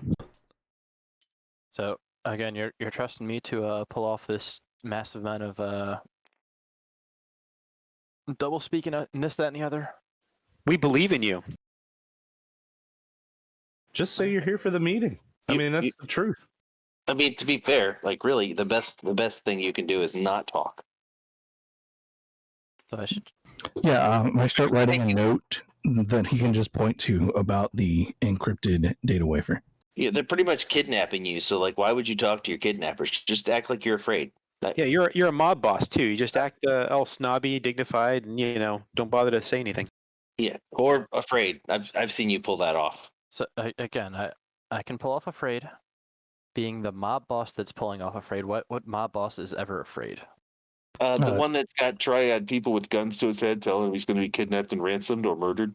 The one that's currently being scraped off of the sidewalk with a grain scoop. Oh yeah, that guy did look afraid. Roundabout, I want to say, so we were on 150. Around 149, he started to look pretty worried. I think by 130, all the color was gone. He was just screaming. Did like a little anybody get a picture or video of the actual splat? baby. No, I didn't have my power suit, so I didn't have anything to record it with. Damn. But it's up here. I point on my head. Sammy could probably pull it off. I'm replaying it right now. All right, so Sammy can just pull that off and put it on some type of thing for us to watch later as a group then. He could probably just link our brains. That's weird. Yeah. Why would you want to put it on a device? When you say that, I feel like John has flashbacks. Right? No, John, this would be worth it. No, it's You really should have not seen his. worth it. You should have seen his face. He did I not saw see that coming. I had a conversation with the Paladin's wife one time through Sammy. It's so strange. Like, so weird. You kind of had a grin on your face when it happened too. I seem to remember. It was a very strange conversation. I didn't really know what to do or say. It kind of caught me off guard. But yeah, I mean, so I'm going to be watching out over you, Deacon, like your guardian angel. But, if you get into major trouble, we'll be there to protect you. Other than that, we're going to follow and, figure out where these triads are hold up. All right. And are we assuming that these triads are going to search for bugs on me? Probably. They Yeah, should that's actually why. find one. So That's why we're putting. That's why we wanted to put so many bugs on you. We figured the rectal one would be the first one they'll find, and it's going to be difficult for them to get that one out. Which means they probably won't look for the chemical subdermal, and they won't see tickles. I did have a plan. It wasn't just jamming things in your butthole. So wait, how does Tickles fit in there? Because Tickles is bigger than he is. He's involved. No, we don't put Tickles in there. He's invisible. Can we put Tickles in there? He's the cloaker, yeah. You're gonna have to go all the way back and get Tickles. He's on the ship. It's a 12-hour drive. yeah. When is the meeting? See, Sammy already talked to him and kind of knew the future because this whole psi thing. So what happened is Tickles was already on the way over here to begin with. So Well, we have the air raft now. It wouldn't actually be 12 hours. We could fly faster than the APC could drive. You absolutely can, but you need to stay low to the earth. Right. So we don't get blown up. Yes. But yeah, we do have the air raft now, so we could follow these triads, from a safe distance. Keep an eye on Deacon. Maybe we want to paint this raft black. I don't know. We could, I'm just trying to think further on the storyline here. Red or blue? Blue? You are all having this conversation near the raft, and you look at the golden plate that's tacked to the back of your air raft, and it says built specially for Sen Rooker. Oh, that's even nice. better. Wow, this guy drives a much shittier raft than I thought he'd drive. I was really hoping you guys were going to kill him in his own vehicle. Hey, I know we haven't mentioned it or talked about it, but what's up with the Jurassic Park Jeep over here? Somebody's a fan. What's you judging somebody? Yeah. Didn't they give away Jeeps when the movies came out? As Well, like a Look, I mean, I had a technically highly finite number of vehicle models to choose from. That one was one of the cooler ones, so I picked it. that one's clearly vintage because by now I'm we've not gone. disparaging at all. I mean, that's definitely epic. By now we've gone Jurassic Park Fallen Universe. So, By now we've gone. Jurassic By now, the Jurassic Park Jeep is an advertisement for an actual planet you can go to. yeah. Oh, Jurassic Planet, nice. Yes. It's a nature preserve. All right, everybody. We are bet it going is. to put this campaign on hold. We're all going to go make dinosaur hunters. To be We're fair, going to it's the probably planet. run. To It's be, probably run by that company that made Tickles. if you want yeah, if you want to do that, that's totally doable. I actually have a module just for that. That's Dinosaur Engine. hunters. It's the same fucking company name. Yep. Almost right, like somebody planned it. Deacon, if you're not comfortable with this, maybe somebody with more experience could do it. But you do look like that guy. Like you're a spitting image Of who? of that guy Sin. We put Yeah. him in a suit. He looks like know. him. You got this. Oh, send him with Deacon? No, Deacon. We make him to look like that guy Sin. Oh, we make Deacon look like Sin. I thought you were talking about sending Sterling as well. No, Deacon's got kind of that, like cocky look on his face, kind of similar to what Sin had. I'm Well, telling his- you, if we at put least that before he went out the suppository window. up there, your facial expressions will perfectly match Sin's. And that guy looked like he had something stuck in there. Oh yeah, that's right. He did have to have. Yeah, I agreed. We have to have that rectal thing now. Yeah, Why is this your obsession? because you don't want it. I'm just curious to see if that's the first place they're going to go to look for it. Yeah, I am curious too. It probably is. All right, so I guess we're all agreed. We all voted. So Deacon is he's gonna have the all the trackers and the microphone and all the stuff with tickles, and he's gonna be good to go. All right, when is this meeting? Do I have to be sober for it? Can I not be hungover? If it's long enough where I can get hammered, I will get blackout drunk and let you guys. We could just drug you. You want me? Sterling's the doctor. He could just, hit you with a. Yeah, get him drunk, bend him over. Let's do Yeah, this. I can get you some sedative or something like that, and just put it right up your butt, and yes, you won't feel anything on your ass cheeks when this happens. That's not where sedatives go. I'm like, it sounds like you've done this way too much. What? I mean, how else do you think he gets dates? Hey, hey, I'm a doctor, man. What the heck? I do this medical stuff. I know what to do. Drink. What is it? Hey, Maul's the one Drink talking this. about where to shove it. Drink this. Call me in the morning. There you go. Whole lime in the coconut type thing. Yeah, exactly. Does this taste like roofie to you? Give him the Cosby. Holy crap! Give Oh, him the dear. Cosby. There, if you can taste it. Told Oh. Christ. Yeah, I'm like maybe the Cosby special is the way to go. All right, I'm gonna go set up here. No, up on the tower. Up on the tower? Okay. Roll me a recon check first. Absolutely. I got 5. Bio for a second, guys. Okay. Be careful. It's fine because Mr. Shear's going to be one-on-one here. You get up to the top of the tower. Something real quick. Oh no, he definitely sees you. You get halfway up the tower, and someone takes a shot at you from the top of the tower, and you suddenly realize that there's somebody on top of the tower with a gun. Motherfucker. Almost as though someone had this idea already. All right. Well, fuck it. I'm just gonna shoot back. Okay. It's a pretty hard shot. You're in a confined spot, so it's going to be a 10 to hit. Come on, I got snake eyes. You did not. I did. You drop 100% you- snake eyes. you drop your rifle. All the way to the concrete on the ground below. Please tell me it's not broken.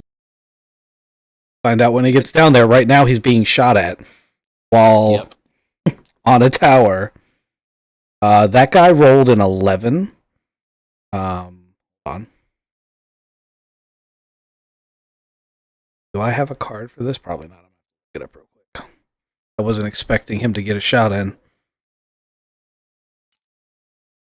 I realize in hindsight that was stupid.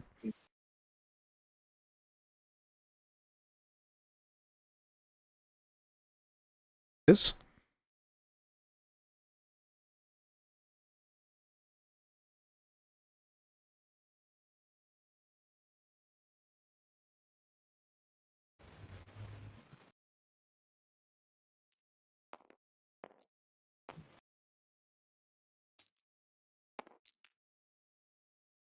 you take 12 damage from a physical round.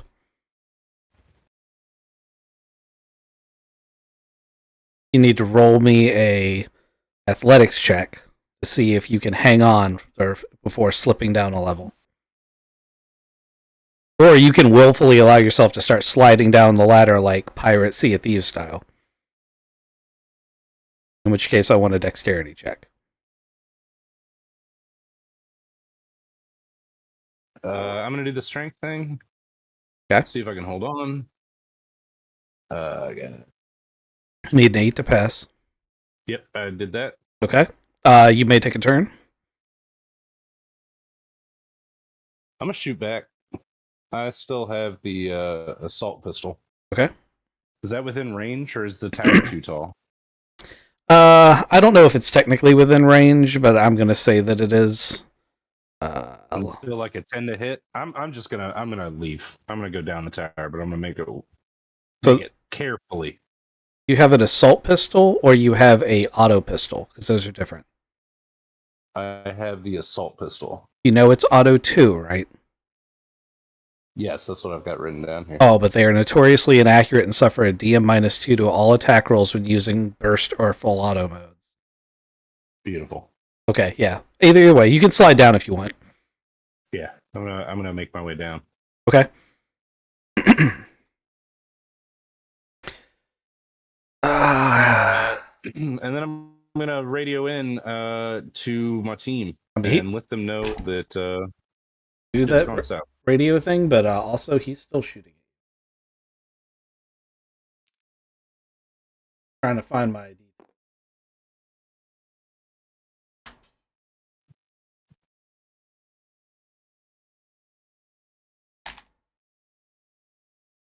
Should have glassed the top of the tower before I started climbing it.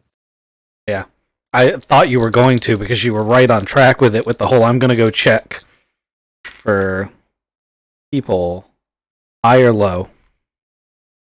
Hi. Your sniper rifle is intact. Woot. As a matter of fact, it's other than having a nice little bash in the butt, it's got like a indentation in it. It's in perfect working condition. This is just like Deacon. So the guy misses his next shot. Are you gonna take a shot at him? Did my radio call go out? Absolutely, but you gotta tell him what you're gonna say. No, I'm gonna say Triads already have people set up, so I'm engaged with one right now. We're gonna be happy together forever, and then I'm gonna shoot him. I would like to. Angle at him. I'd like to take flight. Okay, please roll a flight. Oh, hold on. Might not have to. Hold on, bud. I mean, he can still take flight. Yeah. I'm gonna need help. It's fly wing, so it's flyer wing, and I thought it was like a vehicle thing. it is. It's flyer wing. It's a vehicle. It counts as a vehicle. It actually has the same speed profile as your air raft. I got snake eyes. You did not. Yeah, I did. We get really bad rolls. Well, the good news is you didn't say I jump off of the balcony. Yes, I agree. So what I interpret that as is you pop the buttons, you go to hit the buttons, and then you realize that you forgot to connect the power cables to your power pack. So nothing happens. You just start clicking frantically and realize that you're going to have to take your armor off and then plug in the cables and then put it back on before you can use it. I start doing that. Get in the vehicle.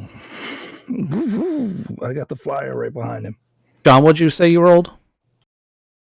Oh, for my shot, I Yeah. missed. Oh, okay. Alrighty, let me give him another one. You guys are just dueling snipers right now. He's shooting straight down. He rolled snake eyes. You hear a fuck from like all the way up there, and you see him tumble over the edge, like he's leaning over the railing, and he loses his balance. And for a split second, you think he's just going to drop his rifle, but then his whole body just tumbles down, and like 2 feet in front of you, just splatter into the pavement. Pile of goo. Oh shit. It's all over you. Yeah, like I'm covered in viscera and gore. Yep. Yeah, 150 stories will really make a guy splash. Yeah. There's no checking ID either. Like, You might be able to, sift through the goop. His wallet probably survived. He would have been cushioned by all the jelly. Yeah.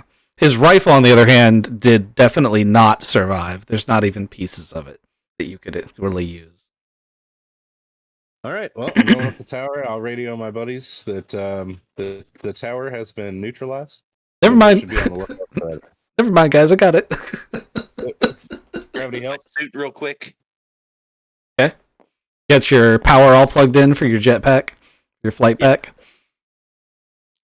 Okay. Okay, so you guys are flying in. Are you actually taking the 2 guards? I think that's a good idea because Sen would have guards with him. Yeah. Agreed. Yes. I'm going to ask an Yes. important metagame question. Did you guys tell them the plan? I'm gonna go with no because we wanted to appear. What's the word I'm looking for? Authentic. Okay. Authentic. Yeah. Okay, they watched you pitch Sin out of the roof, out of the window, and this guy's now going to say, I'm Sin.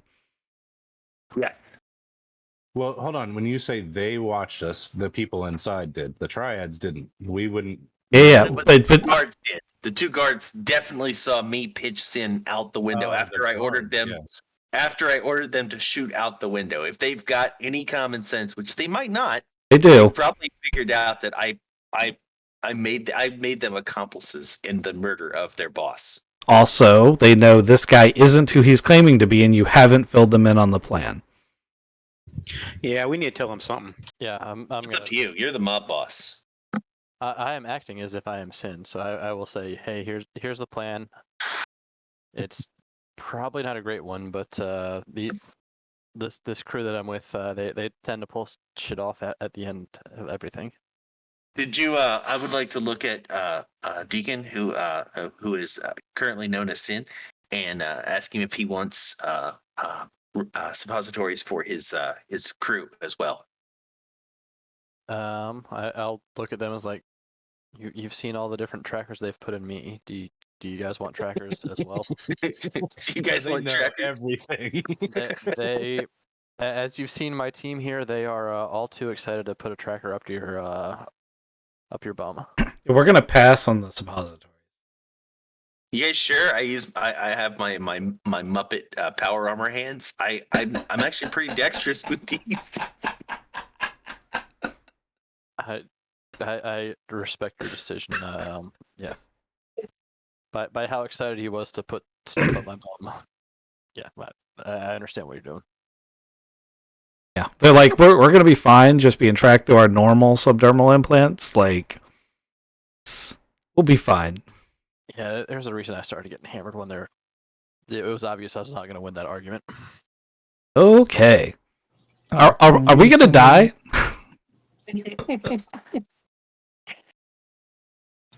Can I have the frequencies of your subdermal implants, please?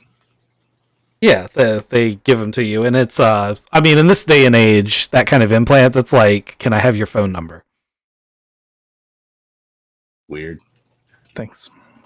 Something you'd think you'd ask for before you put a subdermal implant in somebody's rectum. They just, I mean, look at the way Sterling's dressed. They just figure you're weird. That's right. That's the way we roll. Okay, so who's getting in the air raft? Oh, this is Sin's air raft.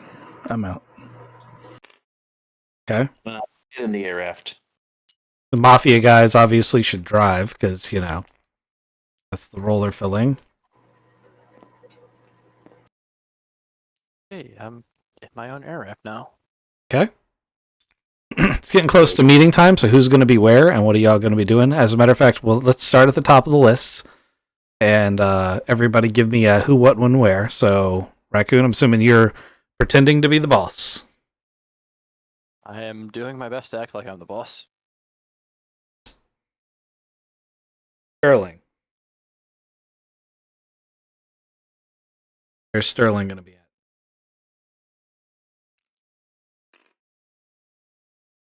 Are you muted? Oh, sorry about that. Here I am.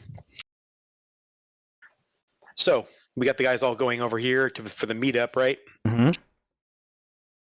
And this is a map of the park, so you guys can be anywhere in that map, or you can be in the area around it on this map. Just realize there's an obvious scale difference here.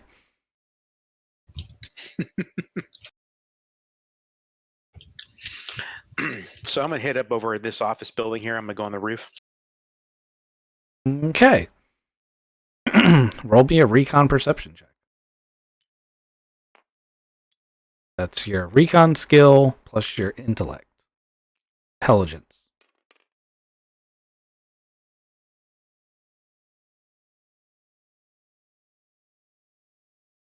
I got an 8. Before you climb up the ladder, after, hearing John go through what he is at, you're like, maybe there's somebody up there. And you kind of take a peek, and there is, in fact, a couple of guys, one set of guys with the binoculars and another laying prone with a rifle, staring intently through Rooker Park. And you can hear the guy with the binoculars saying something like, Joe hasn't answered his radio in a really long time.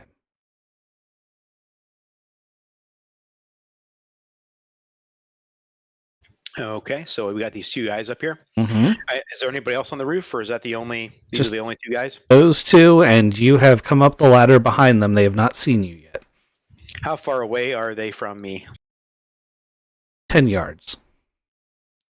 How far away is this office building from anything else where people can hear us, or how high is it? It's probably 40 stories high total. So if we make noise up here, no one's going to hear it. Not at ground level, no. I mean, unless someone falls off of that roof.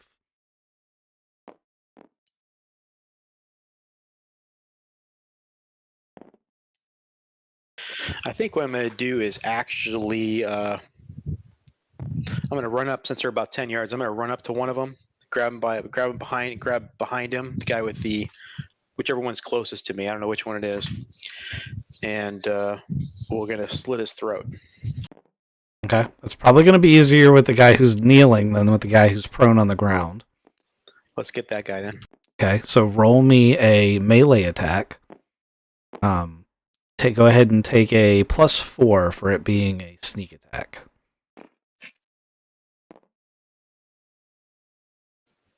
We have a 9. Okay.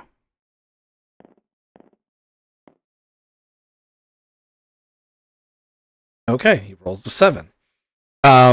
So you draw the knife across his throat. You do hit flesh, but you don't get your telltale gurgling you're looking for, and the knife feels like it hits something resisting.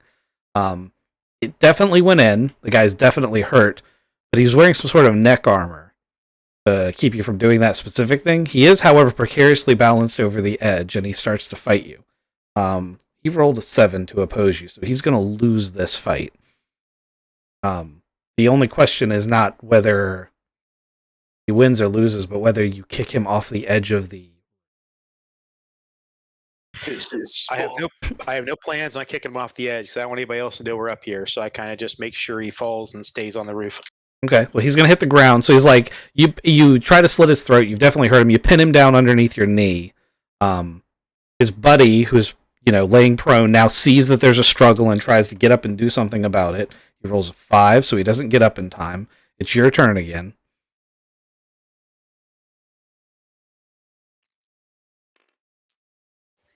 Okay, so basically it looks like I can finish off the other guy, right?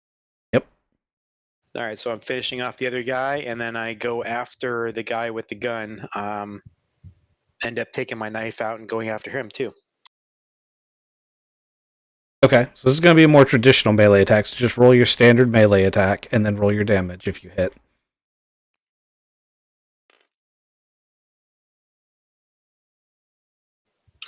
Okay, I've got a 10. Okay, take your effect and add that to your damage.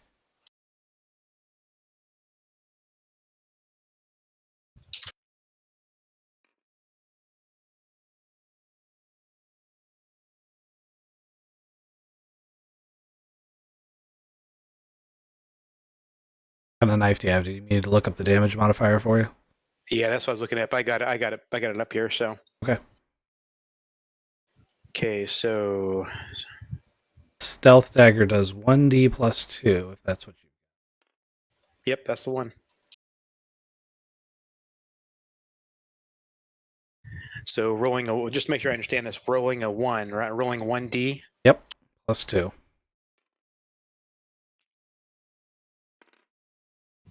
Okay, 6 on damage. Okay. That's not enough to kill him, but you do stab him. He's obviously injured. He's got a long-range sniper rifle, so he's taking a -6 to try to bring this barrel around and shoot you with it while you're stabbing him. sort of an inconvenient and difficult thing to do. Do you have a strength modifier? Graybeard? I've got a 0 in strength. So I've got like endurance and athletics Yep. and stuff. Strength gets added to melee attack. Just heads up. Gotcha. He rolls a 6 and takes a -6, so he rolled a 0 effectively.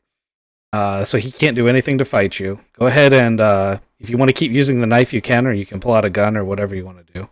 Or you can try to take this guy's gun from him. No, we just finish him off with a knife. I don't know if you're going to finish him off with the knife, but go ahead and try. You didn't do a significant amount of damage, and that knife does not do enough damage to just finish him off in one turn, even if you max damage. All right, let's grab his gun, and I'm gonna end up hitting him in the head with the stock of the gun once I get it. Okay, you can try to render him unconscious. That's fine. Go ahead and roll your melee attack.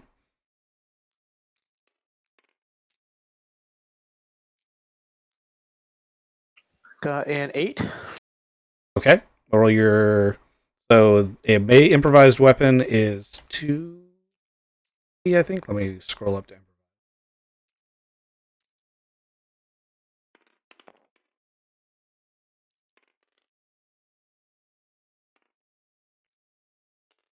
Is it not on here? Okay, we're gonna do 2D for this. That's a club. It's probably equivalent. That's exactly what it says.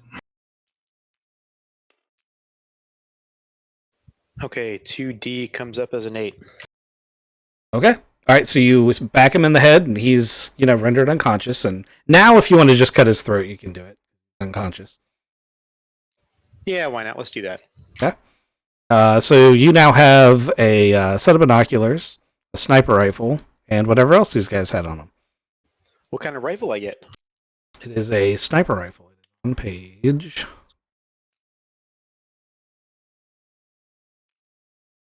Second, I'm scrolling. 114 of the Central Supply catalog. It is actually called sniper rifle. Copy. Okay. Next up, we have Maul. You had plenty of time to fly over here. I'm assuming you did your roll and everything.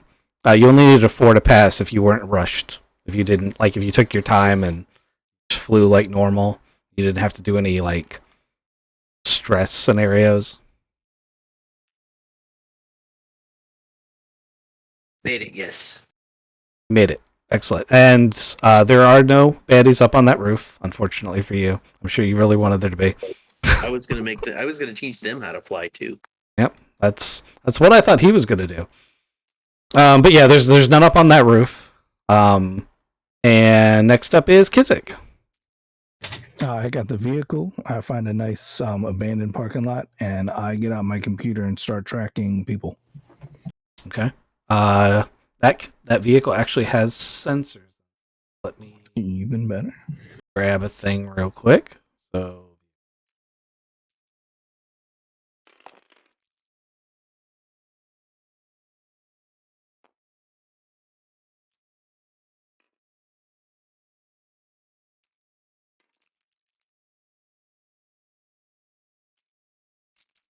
Oh man, I thought it was in here. Every time I really want to find this thing, I can't.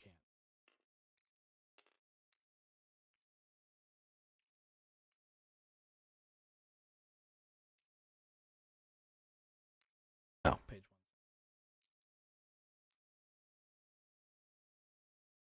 1. All right, so on page 117 of the vehicle handbook, you have that one, right? Yes. That is the vehicle that you are in. And it has sensors, electronics with it gives you pluses to your stuff. And it has a stealth electronic suite, but it doesn't give you a plus to it, but it is, it's a combat vehicle. It also has a light autocannon turret. Strictly speaking, you need a gunner to use it. But I'm sure you could switch seats as long as you didn't want to drive at the same time. Yeah? Can I get a little bit closer and turn on the stealths? Sure. The stealth is an electronic stealth. It doesn't make you invisible. It's ECM. It's not like active camouflage. It's ECM. It's a quiet engine in ECM, so it's got like an electric motor. Okay. And after that, we have Ghost. Ghost, I want to say that you're like intently looking with your sniper rifle at the park, and then like on a whim, you swing your rifle over just in time to see Sterling slitting that guy's throat.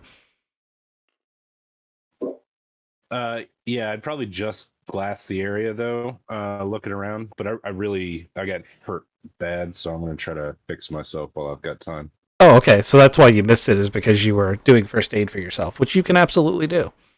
Yeah. I rolled a 13 to try to.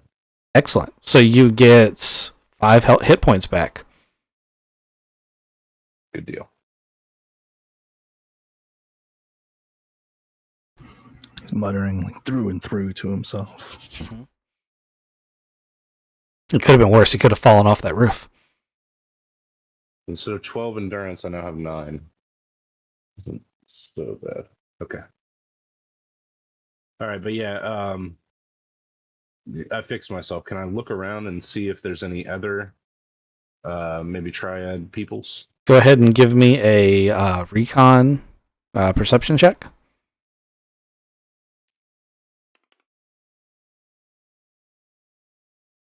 13. Okay. So there are 2 additional observation posts. Neither of these seem to have snipers in them. And they are off like map, so they're off over here on distant towers. And they're posed to like watch the park from the other side.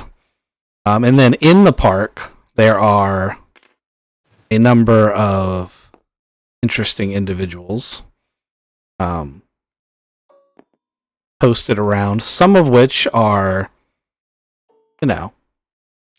supposedly there to meet the guy. And some of them are like hiding. And they would be hidden to any cars approaching, but their backs are actually to you. Because they think they're snipers up there. Right.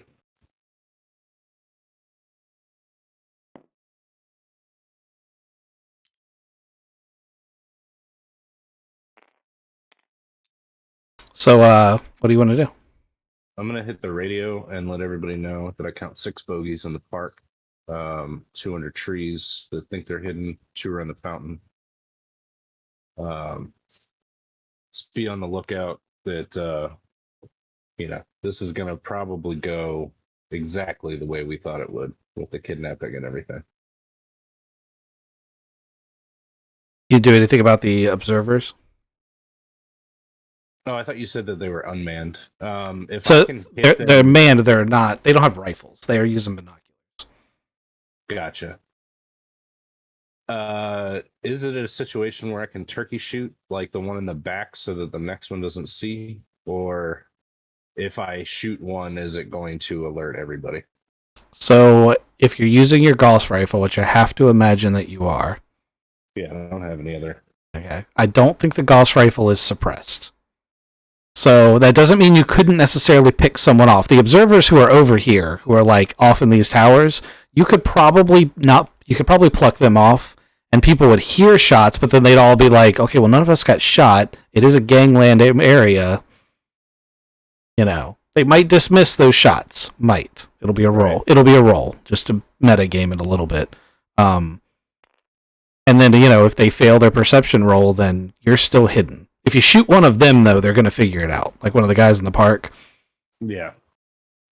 All right. So what I'm going to do is I'm going to sight in on one of the observation posts and wait. So I guess I'm going to take my time and aim. Okay. You go ahead and give yourself a +1 for your aiming, or +3 if you take your whole turn and do all 3 minor actions. I think it's +3. Might be 2. Okay. Can't remember. It's 3. It's 3. All right, so now we're all prepped. So the NPCs pull the raft in. They very slowly come to a rest right out here outside the park. First Mafia guard steps out, has a look at the cyber mobsters, Sorry, there's a triad. This guy looks like he's here to do business, like he's supposed to be, and then he opens the door for Deacon. The other guard stays in the car. Keep the engine running, as it were. And it's on you, Deacon. What do you want to do? All right. I will walk confidently up towards these two characters. Okay. And I'm trying to think of some decent words to say, even though I'm pretty sure that they know that I'm not Sin. What would make you think that? I don't know. I feel like Sin is a slightly well-known person in this area. You showed up in his car, in his suit.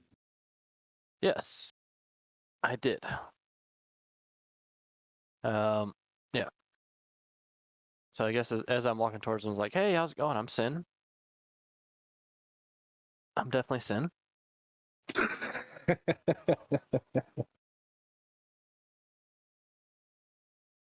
Are you gonna move your token over there? Yeah. Okay. So you walk up, and before you even get to your Sen, he's gonna be like, "So who the fuck are you?" Are you gonna say you're Sen? I'm an associate of Sin. That's a good diversion. Go ahead and roll me a diplomacy, bluff, etc. Right. The best thing I have is I do have persuade, There you go. which is a straight 0. Oh, that's an 8. There you go. He's like, ah.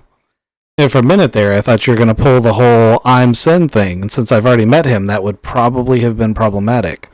Sammy suddenly realizing, oh yeah, I read his mind, and I knew that he had talked to these people, and maybe I should have mentioned that earlier. I told the other guy. He kept it on it too. All right, so he's like, all right, so let's talk. I was really expecting someone from the leadership, or really we invited all of the leadership, but I can understand a certain lack of trust. We would like to, end this hostility. I think that it's probably time that some of your people moved on, don't you? Yeah, no, peace is definitely much better than hostility. Interesting. Yes, we didn't say all that, but the idea that we had with Sen, I think that you would probably agree it's better if there were fewer mouths to feed around, so to say. So, I mean, overall, we'd gain territory, and you'd gain territory, and it'd work out.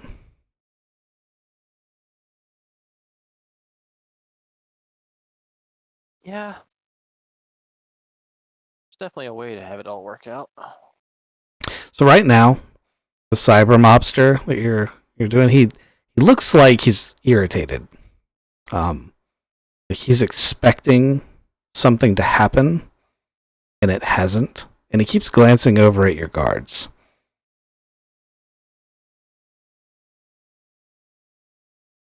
Don't worry about the guards. Oh, you're gonna actually say that? Okay.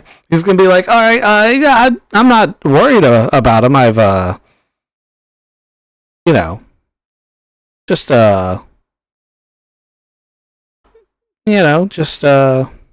as he's stuttering over his thing, he reaches into his pocket and he pulls the stunner out, and you will get a reaction. He's about to try to stun you with a stunner.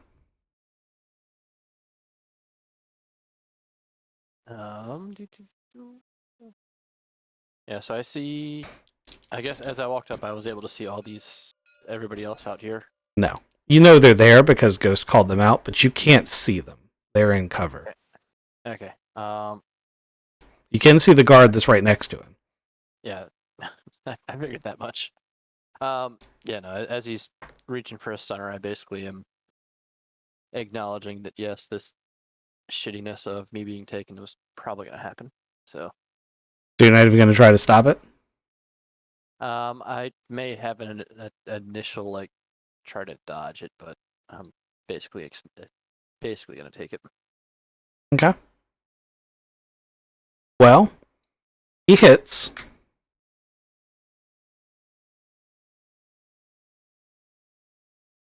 He hits for 7 plus 3 is 10. He hits for 10. I believe stun damage goes straight to your. Is it intellect? I don't know, and I'm assuming I don't have any actual like armor on right now, so. I have to double check how stun works.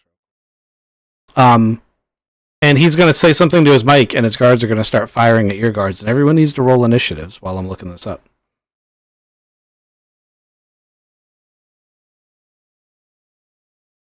Which one is initiative? Fast of body or fast of mind? Are we letting him get taken? Do we want to do anything? We were letting him get taken, yes.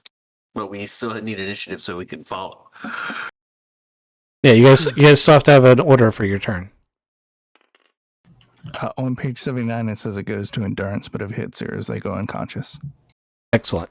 You got to it just before I did. I was in the wrong book. I'm sitting here looking for it in the Central Supply Catalog because, I'm professional. I know what I'm doing. So take 10 away from your endurance. If that brings you to 0, then you are knocked out. Yep, that brings me to 0. Okay. Deacon crumples like a sack of potatoes. As is the plan. Regular potatoes or like dirty potatoes? Semi graceful potatoes. You got a 6-1 reaction. Okay.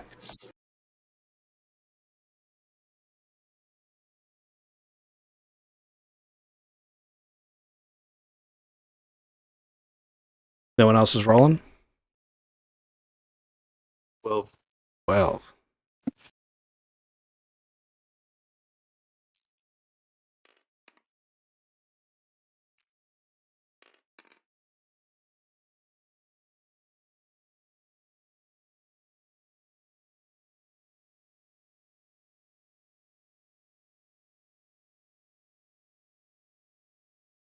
Ghost. And Greybeard. Shit, I'm muted. I said 8, sorry. Yeah. Do I have to roll even though I'm unconscious already? You can if you want to, because you're going to get an opportunity to become conscious again. Also, Greybeard, I haven't heard from you yet. You're probably muted as well. I rolled a. Hold on. Rolled a fuck? What? That was about it too. It's a 4. Is it what modifier is it, or is it just the straight roll? So you're either fast of body, which is your strength, or you are fast of mind, which is your intellect. Sure. I'd like to think that I'm fast of mind, which gives me a 10, but Okay. like I'm already unconscious. Yeah, but you're going to get an opportunity to get out of it. You can actually will yourself awake. Oh, maybe I need to read up on willing myself awake. Yeah, me too. Okay. So first up, we've got Maul. And are you going to do anything to try to change this situation? Because, Ghost did rightfully point out this is kind of the plan. No, I'm basically putting on my sensors to track it better. Okay. And try to keep an eye on everything else that's going on, and getting into a hovering mode so that I can easily fly and follow. That is a wise move that will make your flight check easier. Okay. After that, go ahead and roll me a. Is it endurance? I think it's an endurance check to try to wake up. For Deegan, you need a. I'm gonna guess it starts at 12 and then goes down by 2 every turn.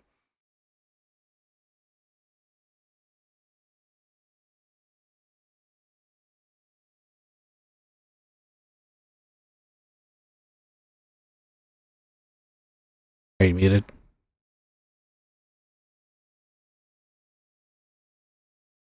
Deacon, Yes. are you gonna roll your endurance check or not? Oh, I just roll a straight endurance check. Sorry, Yeah. People just walked in.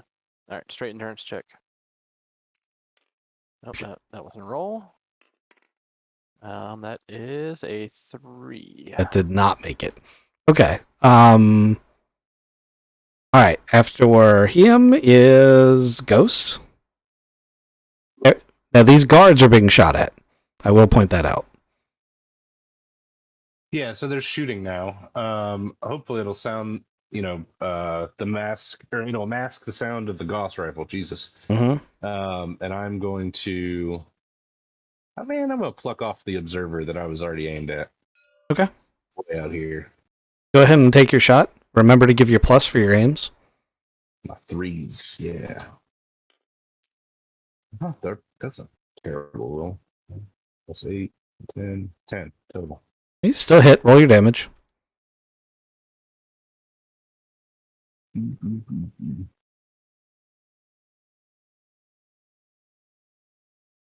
It's a lot. Is it more than 16? Because at that point you can stop.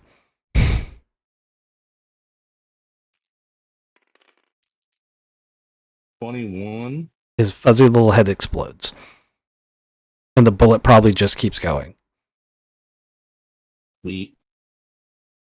Okay. And no one down here notices. After that, we've got Mr. Kizik. I got my sensors running and I got the engine hot. Okay. And Mr. Sterling, what are you doing? I don't think I'm in range to shoot anybody, am I? That depends on what gun you've got. You've got some pretty interesting guns. Did you bring one that has? Rifle up there. There is a sniper rifle laying right next to you, and it is silenced.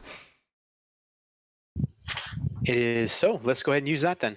Okay, pick a target. 20. Let's see. Nobody's down yet. I don't see any turn stuff over here. Nobody is down yet. We're gonna take a shot at this triad over here. Okay. Trying to pluck one off on the sly. Go ahead. Right. Go ahead and give me a roll for that. It's meant to be fired at this range, so it's a standard 8. Gun combat slug. Again, I got the 8. All right. Roll damage for the sniper rifle. What was it? What was a sniper rifle? I don't have that looked up right now. Sniper rifle does. Oh, gotcha. 3D. Never mind. Correctly age. So that would help, wouldn't it? 13 damage. Okay. 13 is enough to incapacitate but not kill. So he flips backwards. He's been shot. He's unconscious. He's bleeding. He's not making any noise. But he's not dead. You can kind of see him like twitching a little bit in the ground. Okay. Up next, Eos.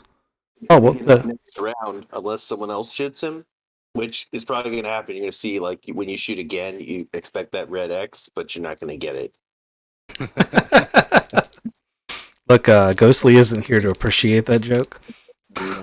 She did rant. She so much joy. She did rant about it a little bit on the phone today. You'd have been so happy. So much joy.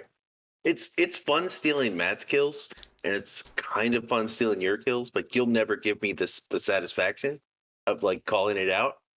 Matt will on occasion, but I can see Jenny's always running around with that stupid machete, and it's over her head. It's for me. It's exactly what I say every time I shoot one and he hits the ground, and then suddenly I don't get any ticks for him. I'm always like, well, I didn't get a headshot, so I deserve that. I'll do better next time. Yeah, I never feel bad when someone steals my kills, so I don't feel bad stealing other people's kills. I mean, there's times when you want it to happen, like when the machete guy's climbing up the ladder and you're busy trying to be like, no, switch, and then someone takes him out. You're always like, all right, that's fine. You can have that one. Like, But I usually like doing it and then saying something like "saved your life," mhm. even if they were about to get the kill. So rolling all the good and the bad guys. These guys are all stormtroopers and can't hit each other. The Mafia guard is going to back up because you did fill him in on the plan. So he's going to back up and try to jump into this air raft. And because the engine is already running, I'm going to give the driver an opportunity to floor it. 7 does not quite cut it. So he makes like a false start and backs into this post. Crunch. And that's where they're going to be at, top of the round. We're just going to glass over this. Is anyone going to do anything different? I don't know how much different stuff I can do. You can try to wake up again if you want. Also, Ghost could try to shoot that other observer. But in reality, it's does anyone want to finish off their kill or do anything different is going to be the question. Because this is kind of going according to plan, and I can skip over this quickly. Yeah, I'm gonna do the same stuff that I was doing before. Okay. Take out the other observer and everything. Yeah, same here. And Sterling's going to finish that off. Okay, so the other observer, his head pops. This guy who's wreathing around on the ground, he like starts to sit up and yell, and as he opens his mouth, his little head pops. And it's hard to tell whether Sterling got the kill or Craven did. Oh no, it isn't, because Craven doesn't have a suppressed weapon. So it's definitely Sterling. And then the speeder, sorry, it's not a speeder, the air raft is going to zip away with, a busted up bumper and head back towards the hotel. As all of that's going on, a truck that was hanging out on the other side zips in front. It doesn't really see kids, but zips in front and pulls alongside of this group. And these guys grab this guy and they shove him inside. And then these guys, whoops, not the Vargars. These guys all run around. And they're looking for their other guy. And like, where the fuck is he at? And then they're like, who cares? Just go. And like they all pile into. So everyone's piled into this vehicle. And it storms off. So what? I said, and then we shoot the vehicle with a nuke, taking out all the triads. There is a autocannon on a certain APC. I have switched seats. Okay. So this thing's spinning down the highway. We're kind of like an in-chase scene now. They don't really know they're being followed, so they're not like trying to evade you or anything. Distance, like we don't have to follow close behind since we have the trackers. Yes, you have, but they have a limited range. Like we're talking about a mile or two, so you can let them go like out of visual range if you really want to.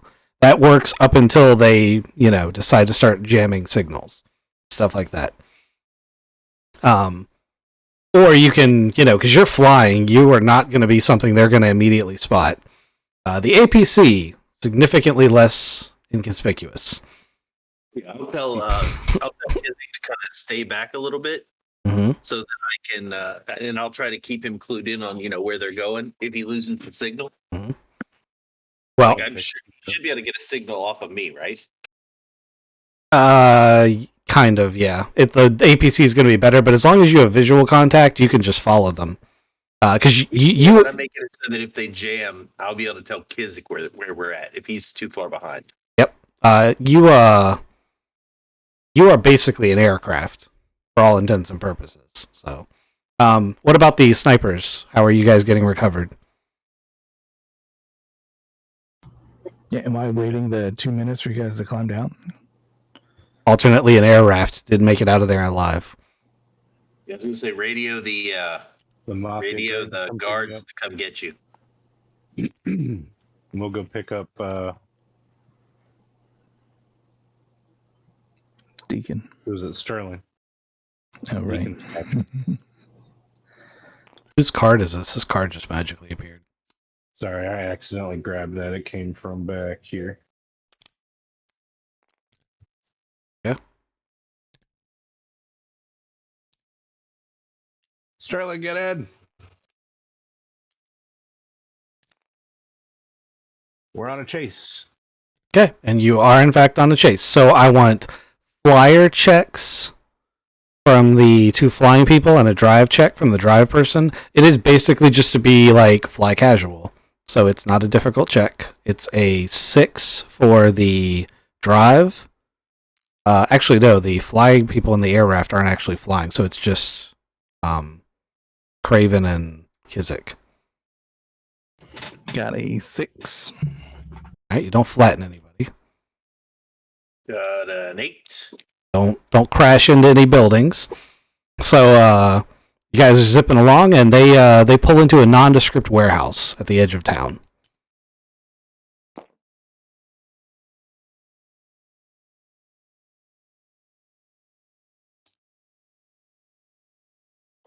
Really quickly, got to create a warehouse.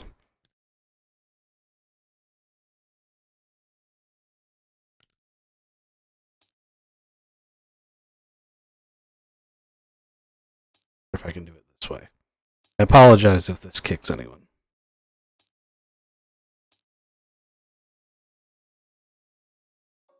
You want a map? Oh, shit. No, I don't. Everyone's still loaded in the game? Yeah, I'm here. Game's loading. I'm taking. Yeah, still here. Put it in Discord. Yeah, I probably have it. I just don't like to use strictly drawn maps. They're not as visually interesting for the streaming purposes.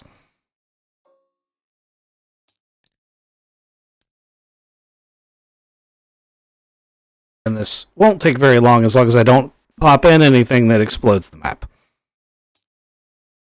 Even though that is visually interesting. It was very visually interesting. It scared the crap out of me. It happens 5 or 6 times every time I make a map. That's why sometimes you guys will come in here and they'll be like, why is this thing like splattered up against the wall? Oh my goodness. For real, Tabletop Simulator. What the fuck is your malfunction?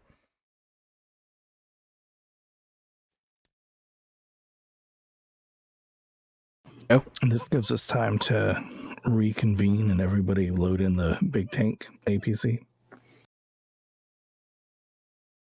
Yeah, that's a good idea. Sure is. I've seen Mole Kool-Aid Man quite a few things. I would like the Kool-Aid Man with a vehicle. Like coordinated Kool-Aid Man assault. You've already Kool-Aid Deacon from the back.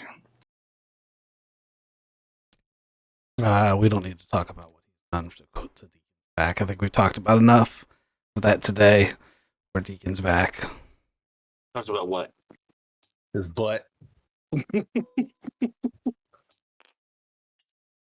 Okay, Deacon, you come to, and you've been tied to a chair in a small warehouse.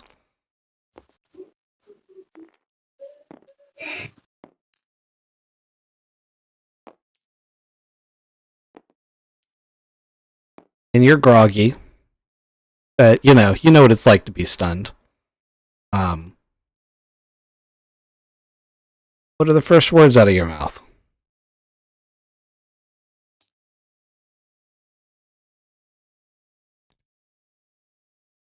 Deacon. Yeah, I'm back now. Sorry, I did take a bio break. Sorry. Oh, okay. Sorry, I didn't hear you say that. So you wake up, you're tied to this chair in the middle of a warehouse. Yep. And you're staring at the cyber guy you were talking to earlier, and he's got a pistol pressed up against your kneecap. And he's like, "Good morning. We've decided we'd rather negotiate from a position of more authority. So why don't you call your boss and tell him that he's going to withdraw from the neighborhood, or I'm going to ship you back in pieces."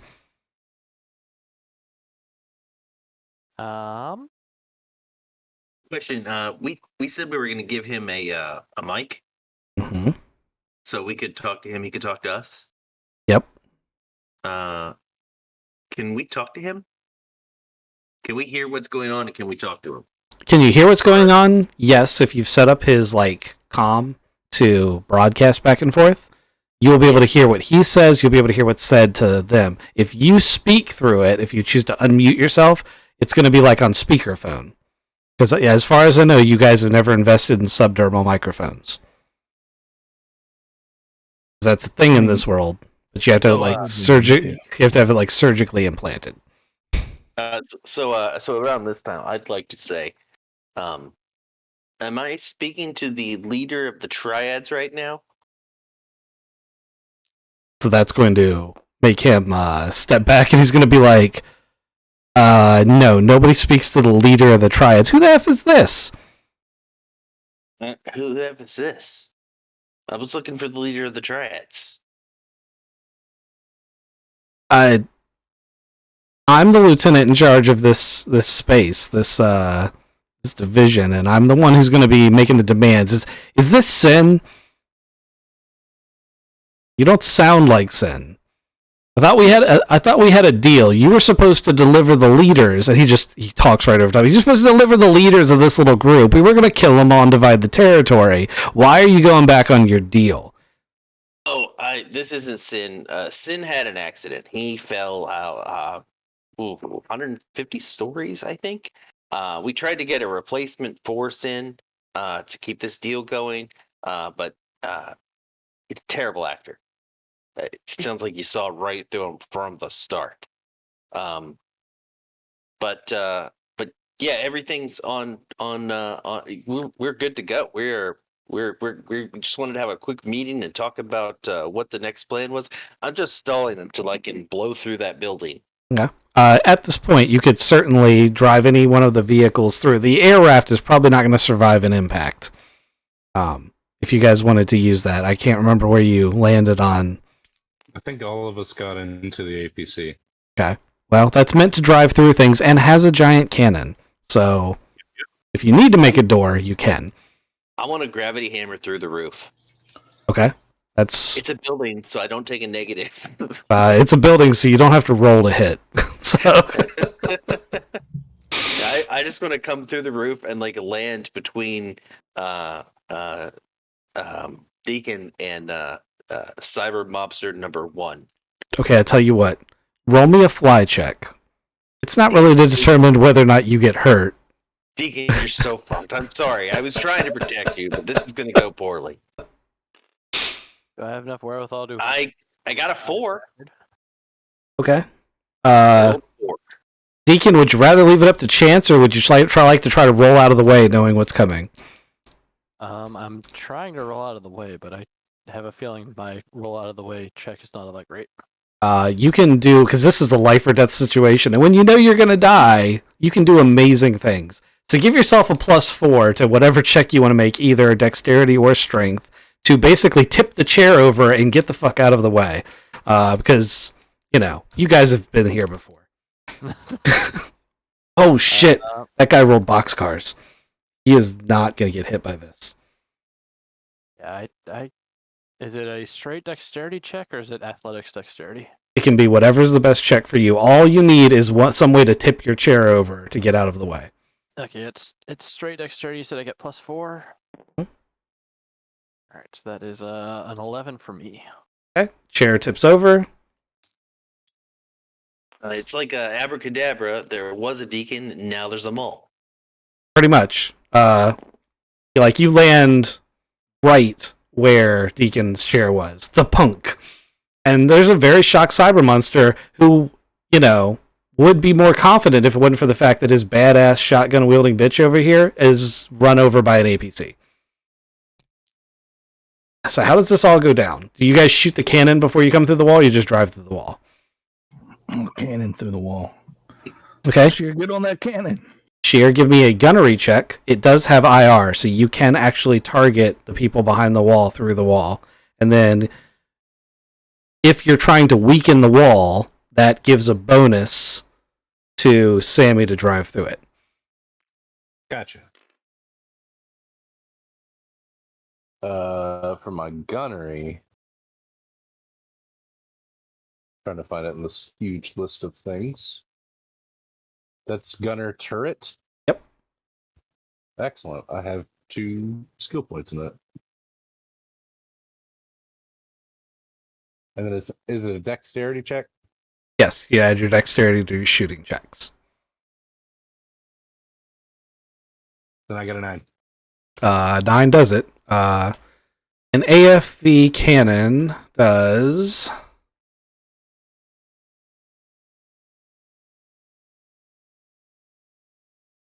There it is, 6d damage, and it's auto 3. Mwahaha! Ha ha ha! I mean, I think the reality is that any one of them is dead. Which one of them were you shooting at? Probably the hotter of the two. Yep. Okay. He means IR hot, but that's not what he said. Yep. So, go ahead and roll your drive check, Kizik. With a 6D, I don't really think you have to roll it, but you can if you want to. Got an 8 exactly. So we like slide to a stop right on top of somebody.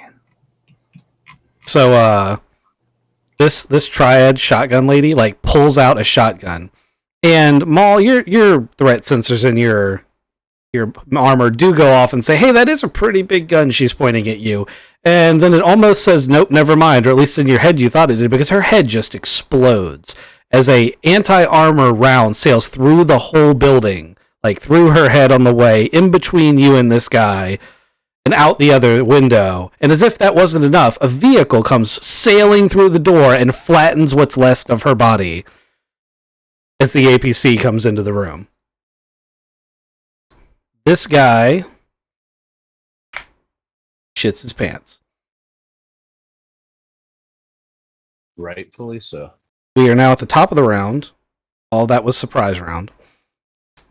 Maul, you can go first. I'd like to look at the triad and be like, this is usually the part where I think we're supposed to say something like, you have the right to remain silent, anything you can, and then I hit him with a hammer. Okay, make sure to take your negative because he is a person. Yep. I'm not swapping out my hammer this time. I'm going to give it a whirl.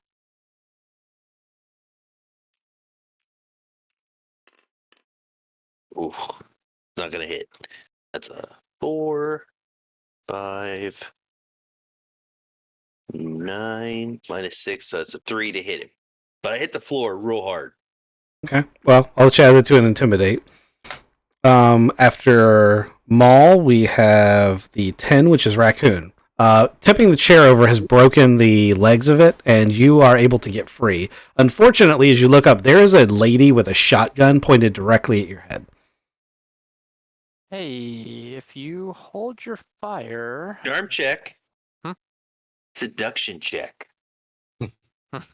They Never there was a time for a seduction check. It is now. They also did relieve you of your weapon. Yeah, I'm like, hey, if you hold your fire, there's a chance you'll get out of here alive. Otherwise, You got that sweet suppository. the rest of my team here that has already flattened one person, and they'll probably flatten the rest of the people in here. Then you're going to be with the crew of people that are all flattened. Take a +4 to your diplomacy check. Persuade, whichever's higher. I think it's yeah, persuade's all of a 0, so yeah, persuade it is. Would have gone seduction. If ever there was a time for it, this was it. All right, so that's a 10. Awesome.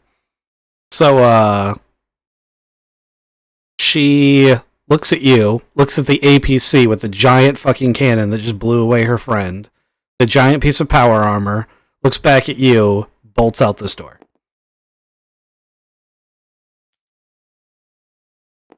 She probably has enough time to go. You hear the car door of the Jeep slam shut, but she probably doesn't have time to start it yet. One fewer enemy. I'm going to say you gather your wits about you and high or low. Hi.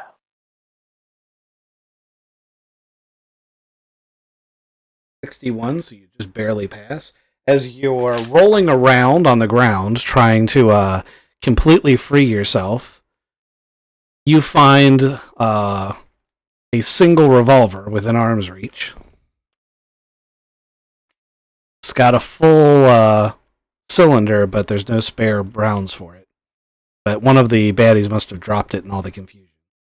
So you now have a weapon until you can, recover your original weapons. All right. After that, we have Ghost.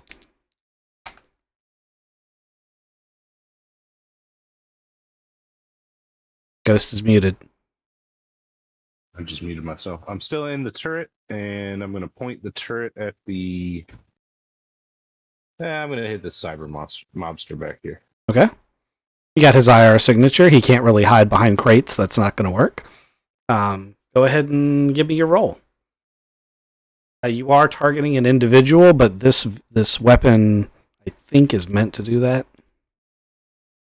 Also, I'm not sure if those rules work the same as the other one.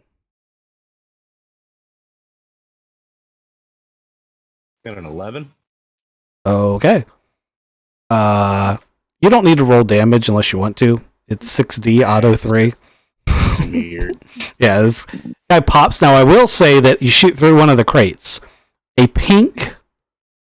no, a blue, because that's the color I already have selected. A blue mist of dust pops out, almost like a smoke grenade exploded around that area. The triad who's right in front of the vehicle takes a huge lungful of it in, and you see his eyes just go 100% pupil instantaneously. Ooh. Spice. Okay. After Ghost, we have Kizik. I'm in a big armored vehicle. Is there a window or a hatch I can pop to shoot the guy? Yeah, so there's a hatch above you that you could climb in or out of, or you can get out of the seat in the back. You can come out the back of the vehicle. Or I could move the vehicle forward just a little bit. You could also try to do that. If you want to run him over, do a drive check. He's a heavy guy. I was about to say, hopefully it goes better than that. How do boxcars work? Okay, well, that guy was never really going to get out of the way anyway. So, basically, whatever you want to happen, happens. You can be a bull in a china shop or not. It's up to you. Surgical precision. I go forward. His eyes are crazy. So he's like, oh my goodness, oh my goodness, oh my goodness. And I just tap him enough and he falls straight backwards. And I just put one wheel perfectly over top of him. All right. And slowly back away. Crunch, crunch, crunch, crunch, crunch, crunch. So you are a bull in a china shop. You're being very careful. Sterling, you are the last one to go. All right. Well, so we got this guy's already gone. These guys are here. So we're gonna take a shot at this guy right here, the cyber monster. Okay, so I'm assuming you come out the door in the back of the APC? Yeah, sorry, we're gonna go out the back, yeah. Okay, just wanted to make sure we knew where to put you. All right, go ahead and take your shot. This guy is easier to hit. You get a +2 because he's the guy that Maul has just super intimidated, that all the bad shit has happened all around. Okay, 9. Okay, give your +1 to your damage.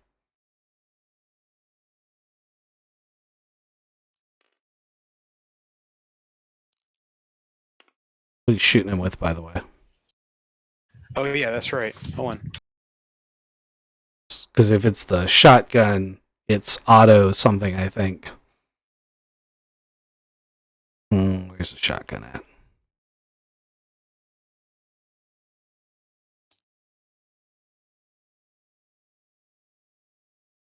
So it's 71012. Yep. So it's auto 2. So you either shoot twice or you add 2 if you're using burst damage. It's 4D damage. And that's if I shoot twice, or If you shoot twice, then you roll it twice. I think you roll it twice, or you just multiply it by 2. Kizik knows. Roll it twice. Roll it twice. all right, we're gonna do this. We're gonna do the 2-shot then. Okay.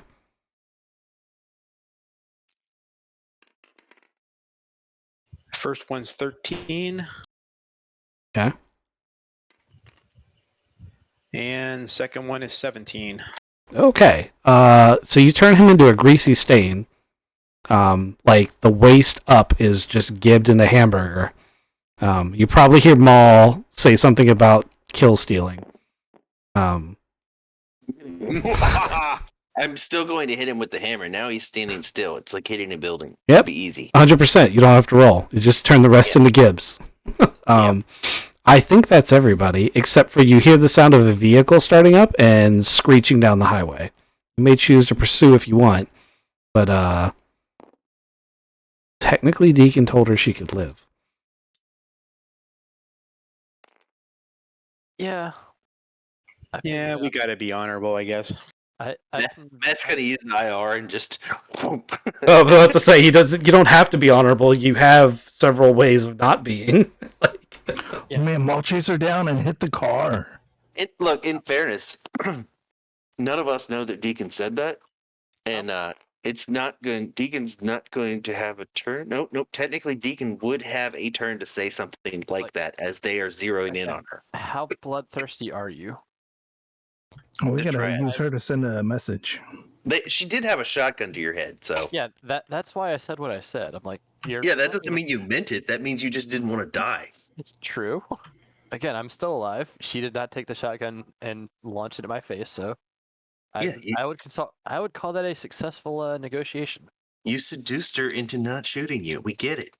Seduced her into running out of the room. Fine. That's epic seduction right there. At least she didn't throw up. Probably not the first time you seduced someone into running out of the room, though. Or throwing up. Again, I'm alive. That was a top priority with that negotiation. If surviving is all you need to get sexually good to go, you're doing great. Again, you talked quite a bit earlier about placing something in me that I clearly didn't need, but whatever. We're still alive. Let's keep rolling. Get out of here. I feel like about that time you hear a whoop. You So- seem way too happy about taking that tracker out of me.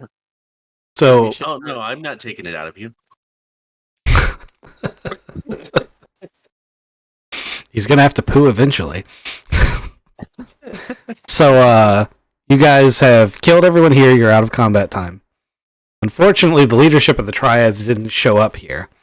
But it definitely proves that they don't have good intentions, and they definitely had a plan to wipe out the people who are allied here with the militia. So we still haven't completely solved the problem. All Is right. there any information here that we could gather? That's about a where that's ship a is? valid question. We should probably investigate. Jinkies, we should split up and search for clues. Come on, guys. Yeah, that guy that was under the APC is still moving. We should read his mind. I believe he specified that he put the tire over top of him, so I don't think he's moving. He's still wiggling. See, Oh. he's still wiggling. He somehow survived it. Sammy and Sheer could be chasing down that lady. She's part of the mafia. Oh, That is fair. so Sammy's following or chasing down and killing? Not following. Okay. I want to say, like, shoot that block out. Stop her. Got to question her, man. No, let's see where she goes. Maybe she'll lead us back to where we need to be. Or maybe she's just trying to get off planet. I will allow that. That's valid. So, Deacon, Maul, and Sterling, you are in this warehouse searching for clues. Go ahead and give me perception checks, which is recon plus intellect. I have some sensors in my suit. Do they help with any of that? I'm assuming they're like IR and life sensors.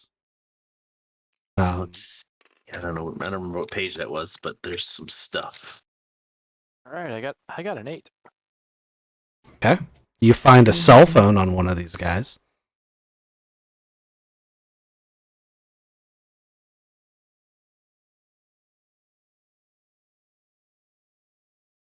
Check it for text messages. Yeah, I'll definitely do that. Has it been too long to ask for a medical check on my endurance? No, you can get a medical check. Then you were just stunned. Okay. I was curious how the stun damage works with the interns and this, that, and the other. Maul, did you find anything? It's got Geiger counter, IR, light intensifier, radio transceiver, Okay. and computer. I think it lets you use computer sensor or electronic sensors instead of recon. Maybe. That might actually be useful. Hold on. But you'd only be able to find electronic based things. I'm a 0 in either, so it doesn't matter. Yeah, I mean, electronic based things are a lot of what you're going to find anyway. But while he's rolling that, give me a drive check, Sammy. And Sheer is not shooting yet, right? Correct. Yeah. Are you going to get on the sensor suite while we're chasing her down? Do that too. You get a +2. Oh, you I computers. box carded it again. I love these dice. Wow.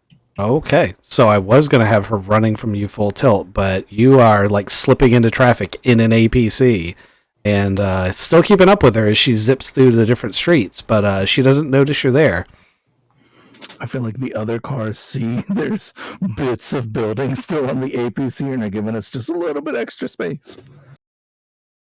All right, Maul, did you find anything? 7, so no. No. Okay. All right. We do have a cell phone. There are several different text messages and correspondence. Sterling found it or Deacon found it? Deacon found it. Deacon, roll a computers check to see what information you can skim off this thing. Computers. Only you had an intrusion piece of software you could use on it. I don't. And is that intellect or education or just straight computers? It's education plus your computer skill. Okay, so that is a 10. That'll do it. That's pretty good. All right, so you're able to determine through the text messages and the stuff you're able to get off the phone that the actual leader of the Terrapin Triads isn't on this world. It has been giving directions to 3 lieutenants, one of which is in gory bits in the corner. Basically, one of the 3 gets to be in charge of this planet if they can eliminate the Mafia. And you basically just wiped one of them out of contention.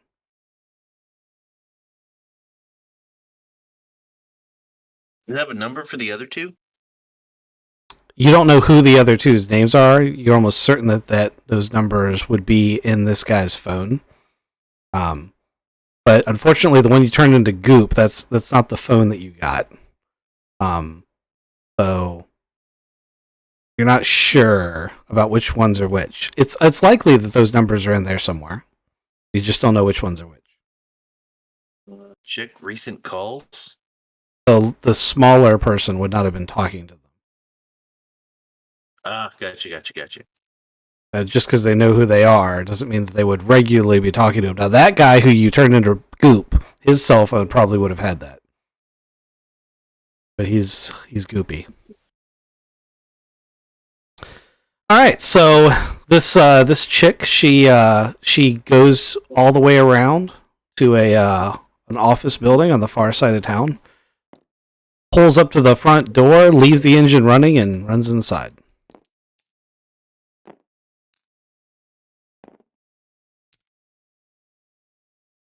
You guys have followed her all the way back. I'm gonna radio John. Hey, See if Colonel. they found anything. Yep. We have tracked her down to this office building on 11th Street, and I think she's either holed up in there or maybe she's trying. Yeah. Engine's still running. I don't know. She might be trying to get her stuff. Wait, I've got infrared. Can I scan the building at all and try to track her? Oof, that's gonna be rough. Not that you can't do it. It's just that there are gonna be so many signals. Right.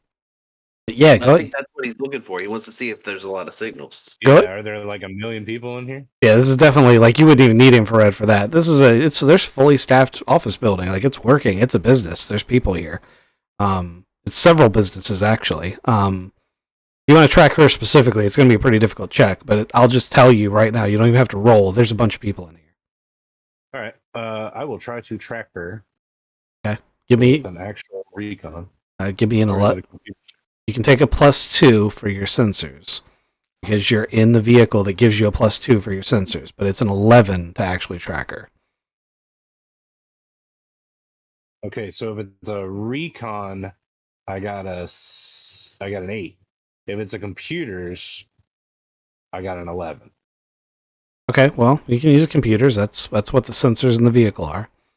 Nice. Okay. So you track her. She goes all the way to the top floor, and she goes into like the corner office of these buildings, and she's in there. There's a bunch of heat signatures up there. You obviously don't know who's who, but because it's a business with multiple, or because it's a building with multiple businesses in it, now that you know where she is, you could probably figure out what business it was just by looking at the registry in the lobby if you wanted to walk inside. Okay, good call. Sammy, she's up on the top floor. I think we should park, maybe do some recon. I'm gonna call everybody else over. I don't know if this is actually before I call everybody else over, we should check the lobby. I was looking to start flying that way. You can do that.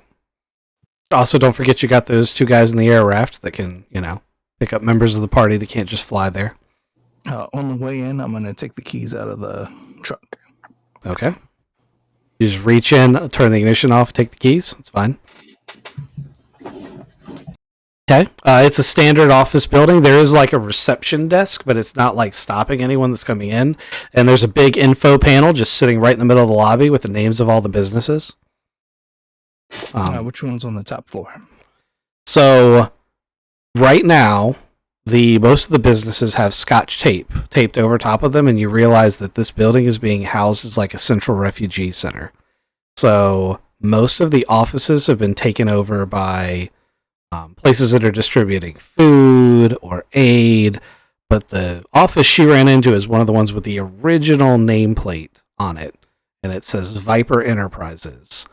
And if you do a little tapping on the info panel, because it's like a holographic info panel, it's a import-export business of nondescript function.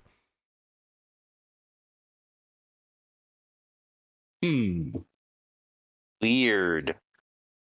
Yep. All right. Well, this is probably one of the triads businesses anyway. So Yeah, it doesn't seem suspicious at all. Yeah. He says the top floor. Yep. Top floor on the northeast side of the building. That's a lot of specific information I was going to ask for. Well, no reason. Yeah. I give it to you. Don Shears, it knows all that info. He's tracking. We'll tell you guys to meet me up there. And then I'm going to make an entrance. We'll try to time it so we arrive at the same time. Okay. How do I want to do this? I think I'm going to recycle some characters. Nope. Not going to recycle Deacon. As funny as that would be.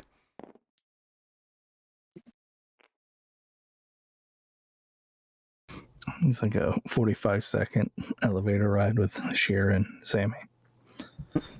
Do do do do do do do do do.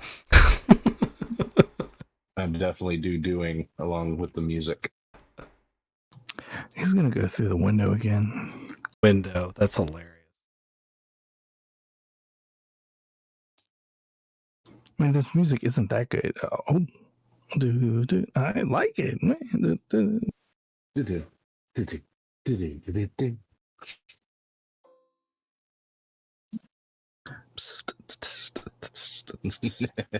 That's exactly it.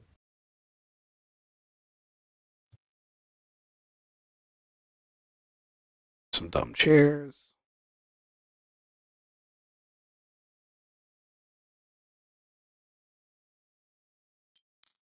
Deacon and Sterling are in a airship getting piloted by two mobsters just chasing after a power armored mall.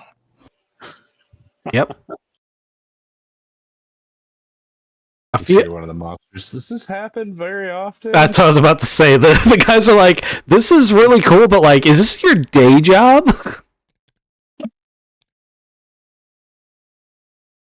Definitely. All right, I have what I need. Chick that you're actually chasing, I'm going to change her color tint to yellow so you know which one she is.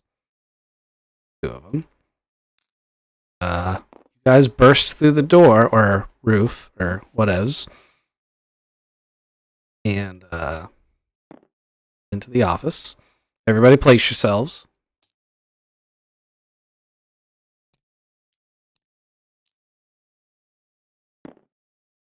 The entrance door for if you're coming through like from the elevator is here. Okay.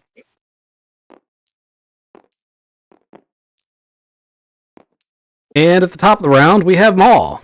There's a loud explosion as John and Sammy are walking up to the door. Oh, that sounds like Maul's here.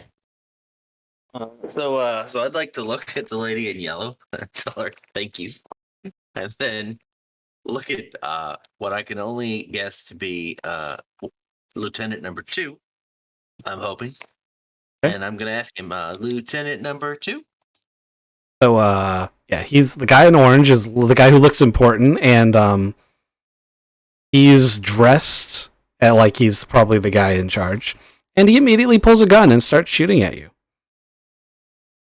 I'm gonna stride over to him and swing the hammer at the floor where he is standing. Okay. Is this a workaround to try to not have to take your negative? More of a curious to see how that. Just gonna knock out the floor. He just fall floor below. Will fall floor below, but there also are civilian aid agencies in this place. That's right. Yeah, fuck it. I'll just hit him. I mean, you could do it. I guesstimated a number of hit points the floor would have. I don't want to hurt the people. Taking out the wall would be better than just trying to. Ooh. It's not an incidental to push him, so there'd be no way to take out the wall and push him out the window. Not in one turn, no. Oh, I have a better idea. I'm just gonna grab him. I thought he was gonna fly through the wall. I think that is what he's gonna do. I think he's gonna go back up the hole he made. Yeah, I'm just gonna grab him. Okay. Well, he rolled a 7. Resist your attack. All right, so I just do. It's just strength athletics, right? Yep. And you just have to beat a 7. Fuck me. 4, 5, 6. I got a 7. I'll call it. I'll call it. He's going to struggle again next turn, and you guys are going to be on even footing. And if it matches again the next turn, you're going to drop him whether you want to or not. So if you want to fly up in the air, you can. But if you drop him, you can't ask him no questions. I feel like he's not going to want to let me drop him. So yeah, I'll fly up. Okay. Got a couple questions for you as we're zipping through the hole I made. Watch your head. You guys are flying directly up in the air, and next up after Maul is Mr. Raccoon. Deacon. The air car pulls over this hole that Maul zips out of with this screaming triad flying up in the air. You guys want to jump directly in the hole, or how you want to do this?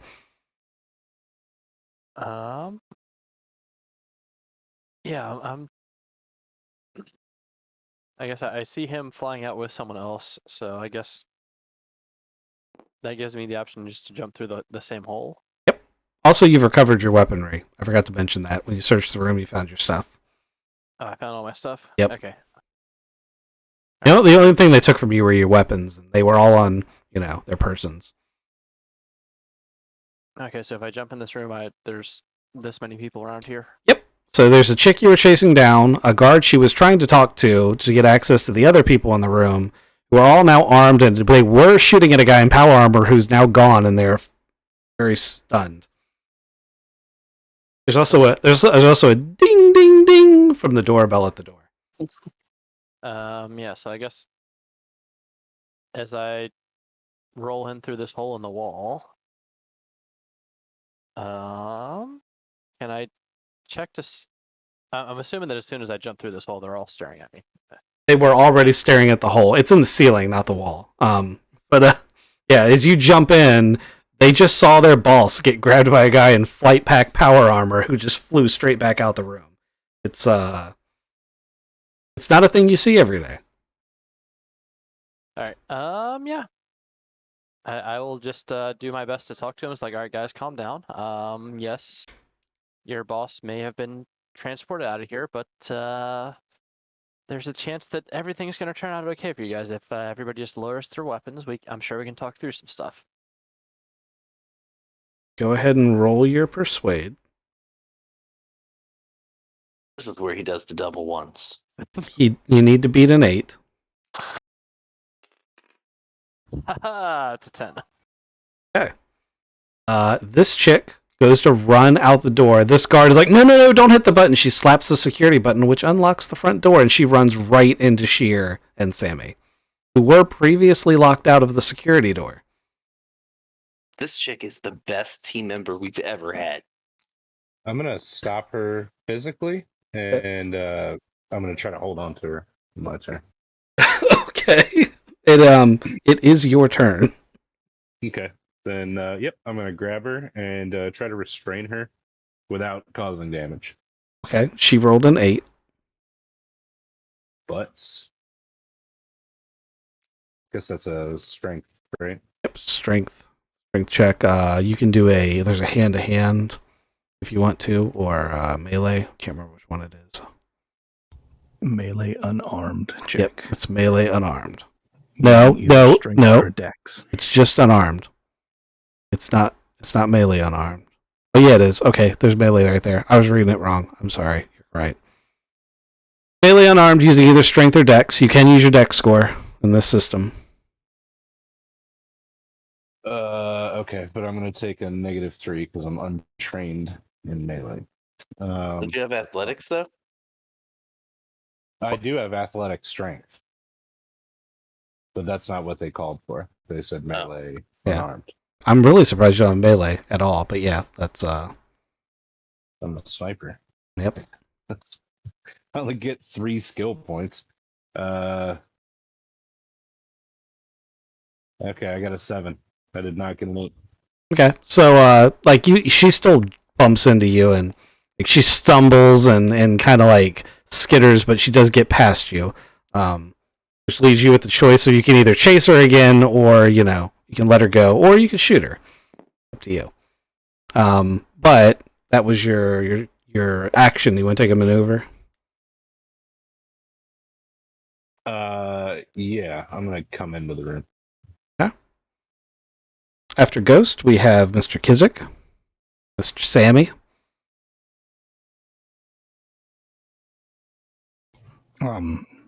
Sammy's hand inverts and his pistol hand pops out. He doesn't go in the room, but he sticks a hand in and shoots the guard that she was talking to. Okay. Roll your to hit. For sure you're going to ignite the side blade. Probably not as good of a roll.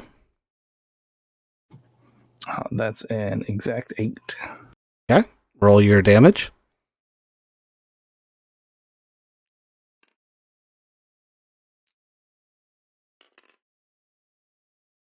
Oh, that's a 13. Okay. You shear through this guy's armor, and his chest is on fire, and he is badly hurt, but he's still alive. Like, he stumbles back into this desk, like, holy shit, I've just been shot in the chest. And that brings us to Sterling. You are in a air car above a hole. Deacon has jumped to the hole and started speaking to people. Maul has flown out of the hole carrying a screaming triad. It's strange. We're just going to drop back down this hole. Okay. So we're dropping down the hole while Deke is trying to talk to people. I'm like, yeah, I'm gonna start shooting people. So I've got my shotgun. I'm gonna go after this guy right here who was already just shot in the chest. Okay. Poor Deacon. He almost convinced this into a bloodless coup, and then everyone else just like, nah, fuck that. No, well, Deke is still there talking while we're all shooting. Hey, Nobody has to die. Weapons, please. Weapons, please. I Next talked round, them he's gonna be like, seriously though, no one has to die. I talked them into not shooting me in the chest. So, He was the distraction. with auto, you don't have to shoot the same target twice. Like, you can roll twice and shoot the second and shoot another target. I'm pretty sure. Oh, sounds good to me. Kizik, you're the expert Correct. on this. Yep. Okay. Yes. Gotta be in a cone. All right, so we got an exact 8 on that.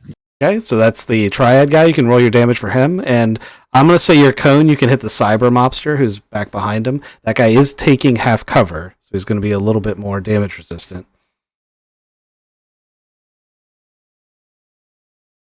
You need damage for shotgun and then another attack. Okay, 15. Okay, you only needed 3, so that guy's gibbed. And then you said the second one shot was going at another guy. Yep. So you need to roll your attack again. Copy.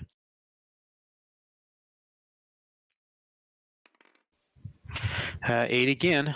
Okay, roll your damage again.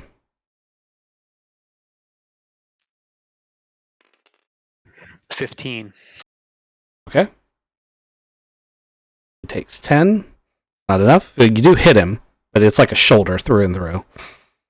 And now it's the bad guy's turn. They're actually going to get to shoot this time. They didn't get to shoot last time.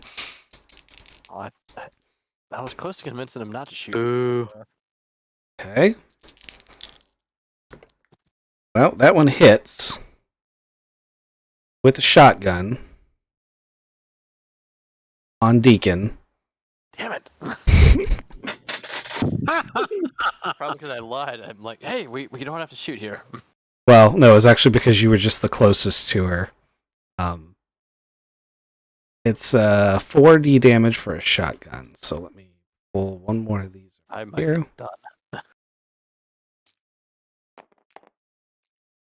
It is 13 damage. Right, so there's 13 damage. I am hurting real bad. That's normal. That's normal after being shot with a 12 gauge. Yeah.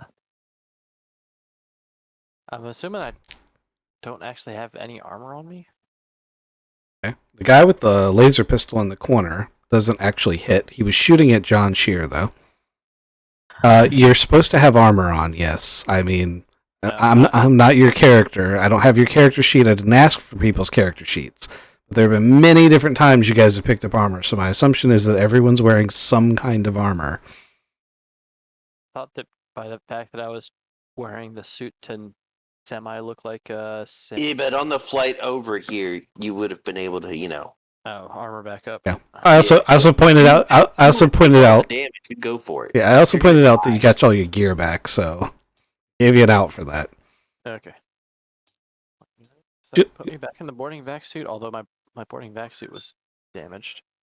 I mean, you're not gonna have been able to get back in your boarding vac suit, but you could have gotten back into a flight, like a flak jacket or a regular set of armor. The vac suits take a little bit of time to put on and off. Okay, alright. I guess I got the flak jacket back on, so that covers some of the damage. Yeah. I mean, out of 13, if you take 4 off, that's a pretty big deal. So, yeah. Anyway, it is back to the top of the round. Maul, you are probably, assuming you left the throttle wide open, you're probably 50 feet above the top of this multi-story building already. This guy is wiggling in panic. You're correct in your assumption that if he were actually thinking straight, he would be clinging on for dear life. However, he's not thinking straight because he's panicking. He's Leadership check to get his attention. rolls a 3, so he doesn't wrench himself free from your grip. Assuming you roll better than a 3 to hold on to him. a 3 and a 3 without rolling. Yeah. Okay. So he doesn't wrench himself free. So now, if you want to, do your chatting with him, you can. I would like to. See, I can't smack him in the face because it might actually pop his head off. Well, that you'd have to let go with one hand to do it. I can hold him with one hand. I'm more than willing to hold him with one hand. Yeah, but can you fly and hold him with one hand? That I'm not sure of. All right. So I'm gonna. Can I do a leadership check to kind of like get him to pay attention to me, like booming voice? You're not really in a position of authority or leadership over him, so I'm going to say you're going to need to either deploy that diplomacy skill or persuade. Diplomacy it is. I'm going to point out to him that this is not a good place for him to escape. He's going to want to wait until we land. Okay, go ahead and roll it. I'm fly upwards. I'm gonna God damn, get. I got boxcars. Oh damn! I was gonna give you. I was gonna give you a plus No. 4. I got the opposite of boxcars. Oh, snake eyes. The snake eyes, yes. Oh shit. Okay. You're not convinced. He's not convinced. I'm actually going to give him an attack. He's going to do the stupidest thing he could possibly do, and he's going to pull out his dinky little personal laser and try to shoot you. I'm not even sure it can get through your armor. It can't, because not only do I have the power plate on, I got the reflex suit on, so that's a 24 resist to lasers.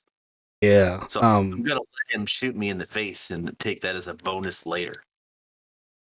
So he rolls a 10. It's a plus 2. Even if he maxes out the personal defense laser does 3d plus 3. He might be able. No, you said 24. Yeah. Yeah, that's 3 times 6. That's not gonna make it. Okay. Alrighty. So yeah, no, you guys are still flying up. I'm assuming you're just leaving the throttle on.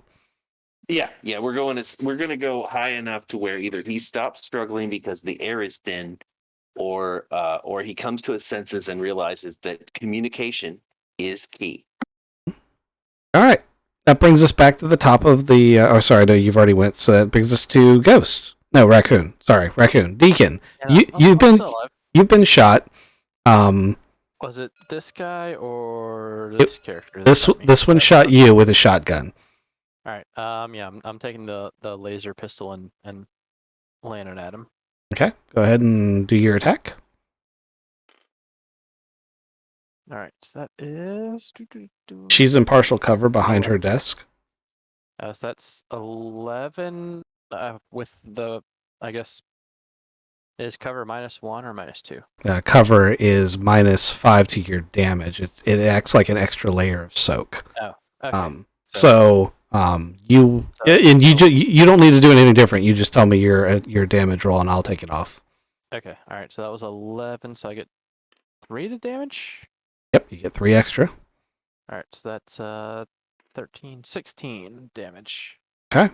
It would have been enough if it wasn't for the cover she's hiding behind, but you shear through the desk, which was not made to be bulletproof, and the round goes through her shoulder and she spins backwards, hurt but not dead. And time and effort to get in cover. Dive behind Sterling. Yeah, you can get in cover if you'd like. Because I am quite rough with getting shot multiple times. Yep, getting in cover is a good idea. You should definitely do that in this game. You can die. And next up we have Kizik. Right? No, next up we have Ghost. Ghost is muted. No, I'm here. I'm okay. thinking.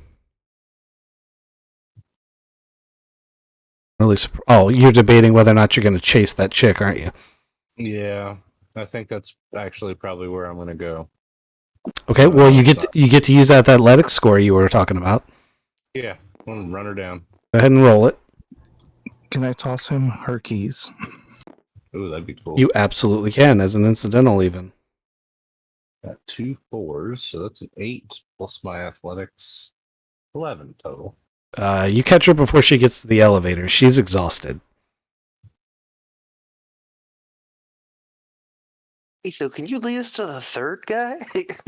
Yeah, so I'm gonna. Can I guide her into the elevator? Hit the closed door button and ride Roll down seduction. the elevator with her? She Roll seduction. she is holding a shotgun, but yes, you can do that. Roll seduction. You think I should? Roll seduction. Hey, listen, this is not going to go your way. That's intimidation. Hold on. Now roll seduction. 8. There's Now no you do it. seduction skill. Just Hey, how say you there is. doing? He'll let you do it. Carouse would be seduction. Carouse is Yeah, part. that's I would let you use Carouse. Yeah, I would let you use anything you made an argument for. Okay. I was thinking of giving Sterling a special skill called Man Whore. Definitely not John Shear though. All right, I'm gonna try to persuade, and I'm gonna say, look, today has not gone the way that you thought it would when you woke up this morning, and I'm going to give you an offer that you really should mull over and think about. So my friends will not stop. They will absolutely decimate the triads here on Zion Trey. That is our goal. I'm giving you the opportunity to either help us out or get the fuck out while you still can. I would prefer that you help us out. We're trying to find that last lieutenant, and I think that you might know where he is. Give yourself a +4.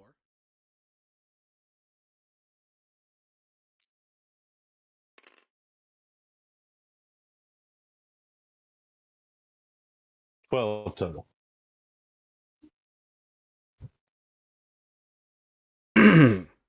She pulls out her cell phone, hits 2 buttons, and you can see that it's primed to send some data. And she's like, I'm going to send you the data on my phone if you are going to let me leave. Never see me again. Absolutely. Okay. Do you give her the keys to the car? Oh man, yeah, I would. I'd trade her the keys to the car. Okay, because she didn't know that she didn't have them. Okay. All right. So as the elevator opens, she steps out and she like puts her hand up for you, signaling for you to stay in. She hits the transmit button on her phone. Your phone dings. You let the doors close. Yeah, I'm gonna toss the keys to her as the doors close. All right. She takes the keys and she runs out to the car. I'm gonna look at the phone, see if it's just like a dick pic or something.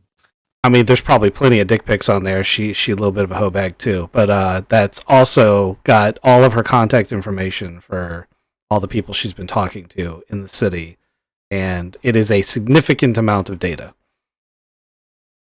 Oh boy, now I'm gonna sit through this.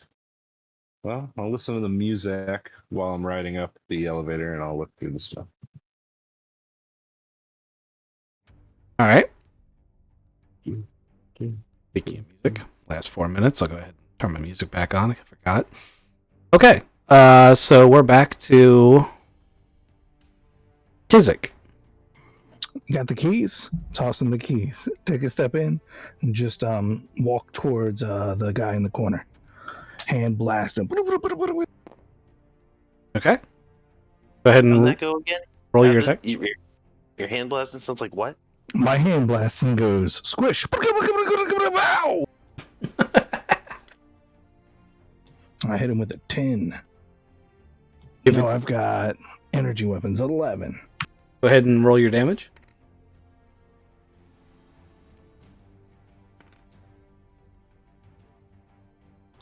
That's 15. Okay, he's dead. And assuming you don't want to take a maneuver there, that brings us to Sterling. There's one shotgun wielding crazy biatch who's been shot once, already in this room. Yeah, we're gonna have to finish her off. Okay. You're just gonna stand and shoot. Oh yeah, we're just gonna stand and shoot. Okay. And we rolled a 7. It's not quite going to do it. You don't have any skills to add to that? Did you aim? I did aim, of course. Oh. The aiming adds a 1. Is that what that is? Yeah, aiming gives you a +1. Okay, so we're at an 8. There you go. Okay, so now roll your damage. She's got 4 hit points left. Yeah. Well, that's a 12. Okay, that does do it. All right, shotgun her.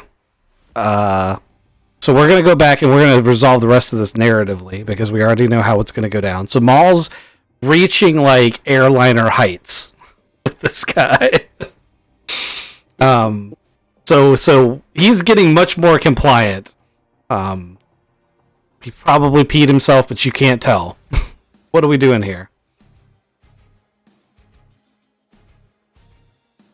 I'm looking for information on the third lieutenant.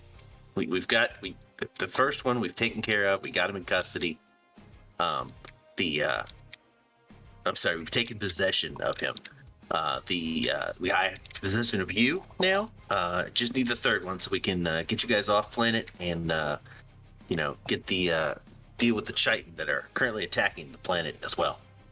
If I could just help, if you could just cooperate with me, I can release you, let you go. Give yourself a +2. Go ahead and roll it. I'm gonna roll diplomacy. Yep. Not a lie, you will let him go. All right. 15 minutes later, he All lands right, on I the got, hood. 7, 8, 9, 10, 11. I got 11. He says, all right. You take me back down. We'll talk about it. I don't trust you. He, So I'm gonna need that. he chucks the hand pistol. That helps, but what I really need is that information, and then I'll take you down. Yeah, I can't think. I'm gonna die. Yeah, that's probably true. I really need that information. Really, like a show of good faith. I do know where he is, and I can help you find him, but you're gonna have to give me something in return, because if they find me, they're gonna cut me into tiny little pieces. At least if you drop me, it'll be quick. Yeah, let me give you two things going on here. One, you're not going to have to worry about them cutting you into tiny pieces. I'm going to end them. You don't understand. It's not just the people here. Like the Terrapins, they're everywhere. Every system, it's huge. No one group of people could possibly take them all out. Absolutely, 100% promise that they will not come after you. I can guarantee that in no way, shape, or form will they cause you any harm. Hey, hold on. You said the Terrapins? You mean the Triads are everywhere? It's the Mafia families? The Terrapin Triad are the bad guys in this scenario. The Mafia families are the last names of their various families. Sorry, I misnoted that. That's why I was asking. It's all good. I guarantee you that whether you tell me or not, the Triad will not bother you. I will make sure, hands down, they won't be able to touch you. He's like, it's also really hard to get to my phone while clinging on for dear life. I got you. I'm holding you. Like, it's power armor, man. We're hovering right here. Like, it's a beautiful view of the city. He's failed every sanity check I've done so far. You just want to give me that location and everything will be fine. I just want to be like right now. Hey, Colonel, I got a whole bunch of information from that chick's phone. I'm literally just waiting. Okay. I'll give you that little bit. So he rolled a 10 that time, so we'll say he takes out his phone and he holds it up so you can see the contact info. And he's like, "See, I'm ready to do it. I can hand it over. Could you please take me down safely?"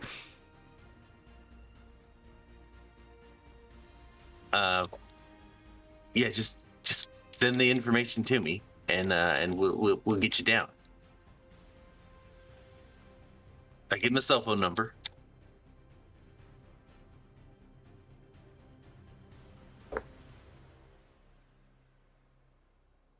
All right, he does it, and then he kicks off.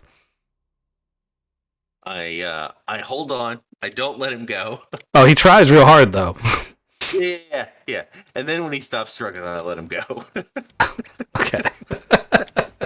Being a dick. I'll follow him down for a little bit. Have a little conversation. Nope. He's just like he doesn't trust that you could stop the triads from coming after him, and he's pretty sure you're going to kill him anyway. So he's just like, I just want to go on my own terms. There was a point where I was almost like, look, you're not going to survive this. But don't you want them to die too?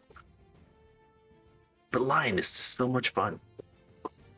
So he splats, and you guys have killed off three of the four that you need to kill. And we're gonna follow up on this next time. So we will have 2 more after this then. But assuming everything goes as scheduled. But I think that you guys did a pretty good job. Actually, I think you guys did a great job of getting all that done.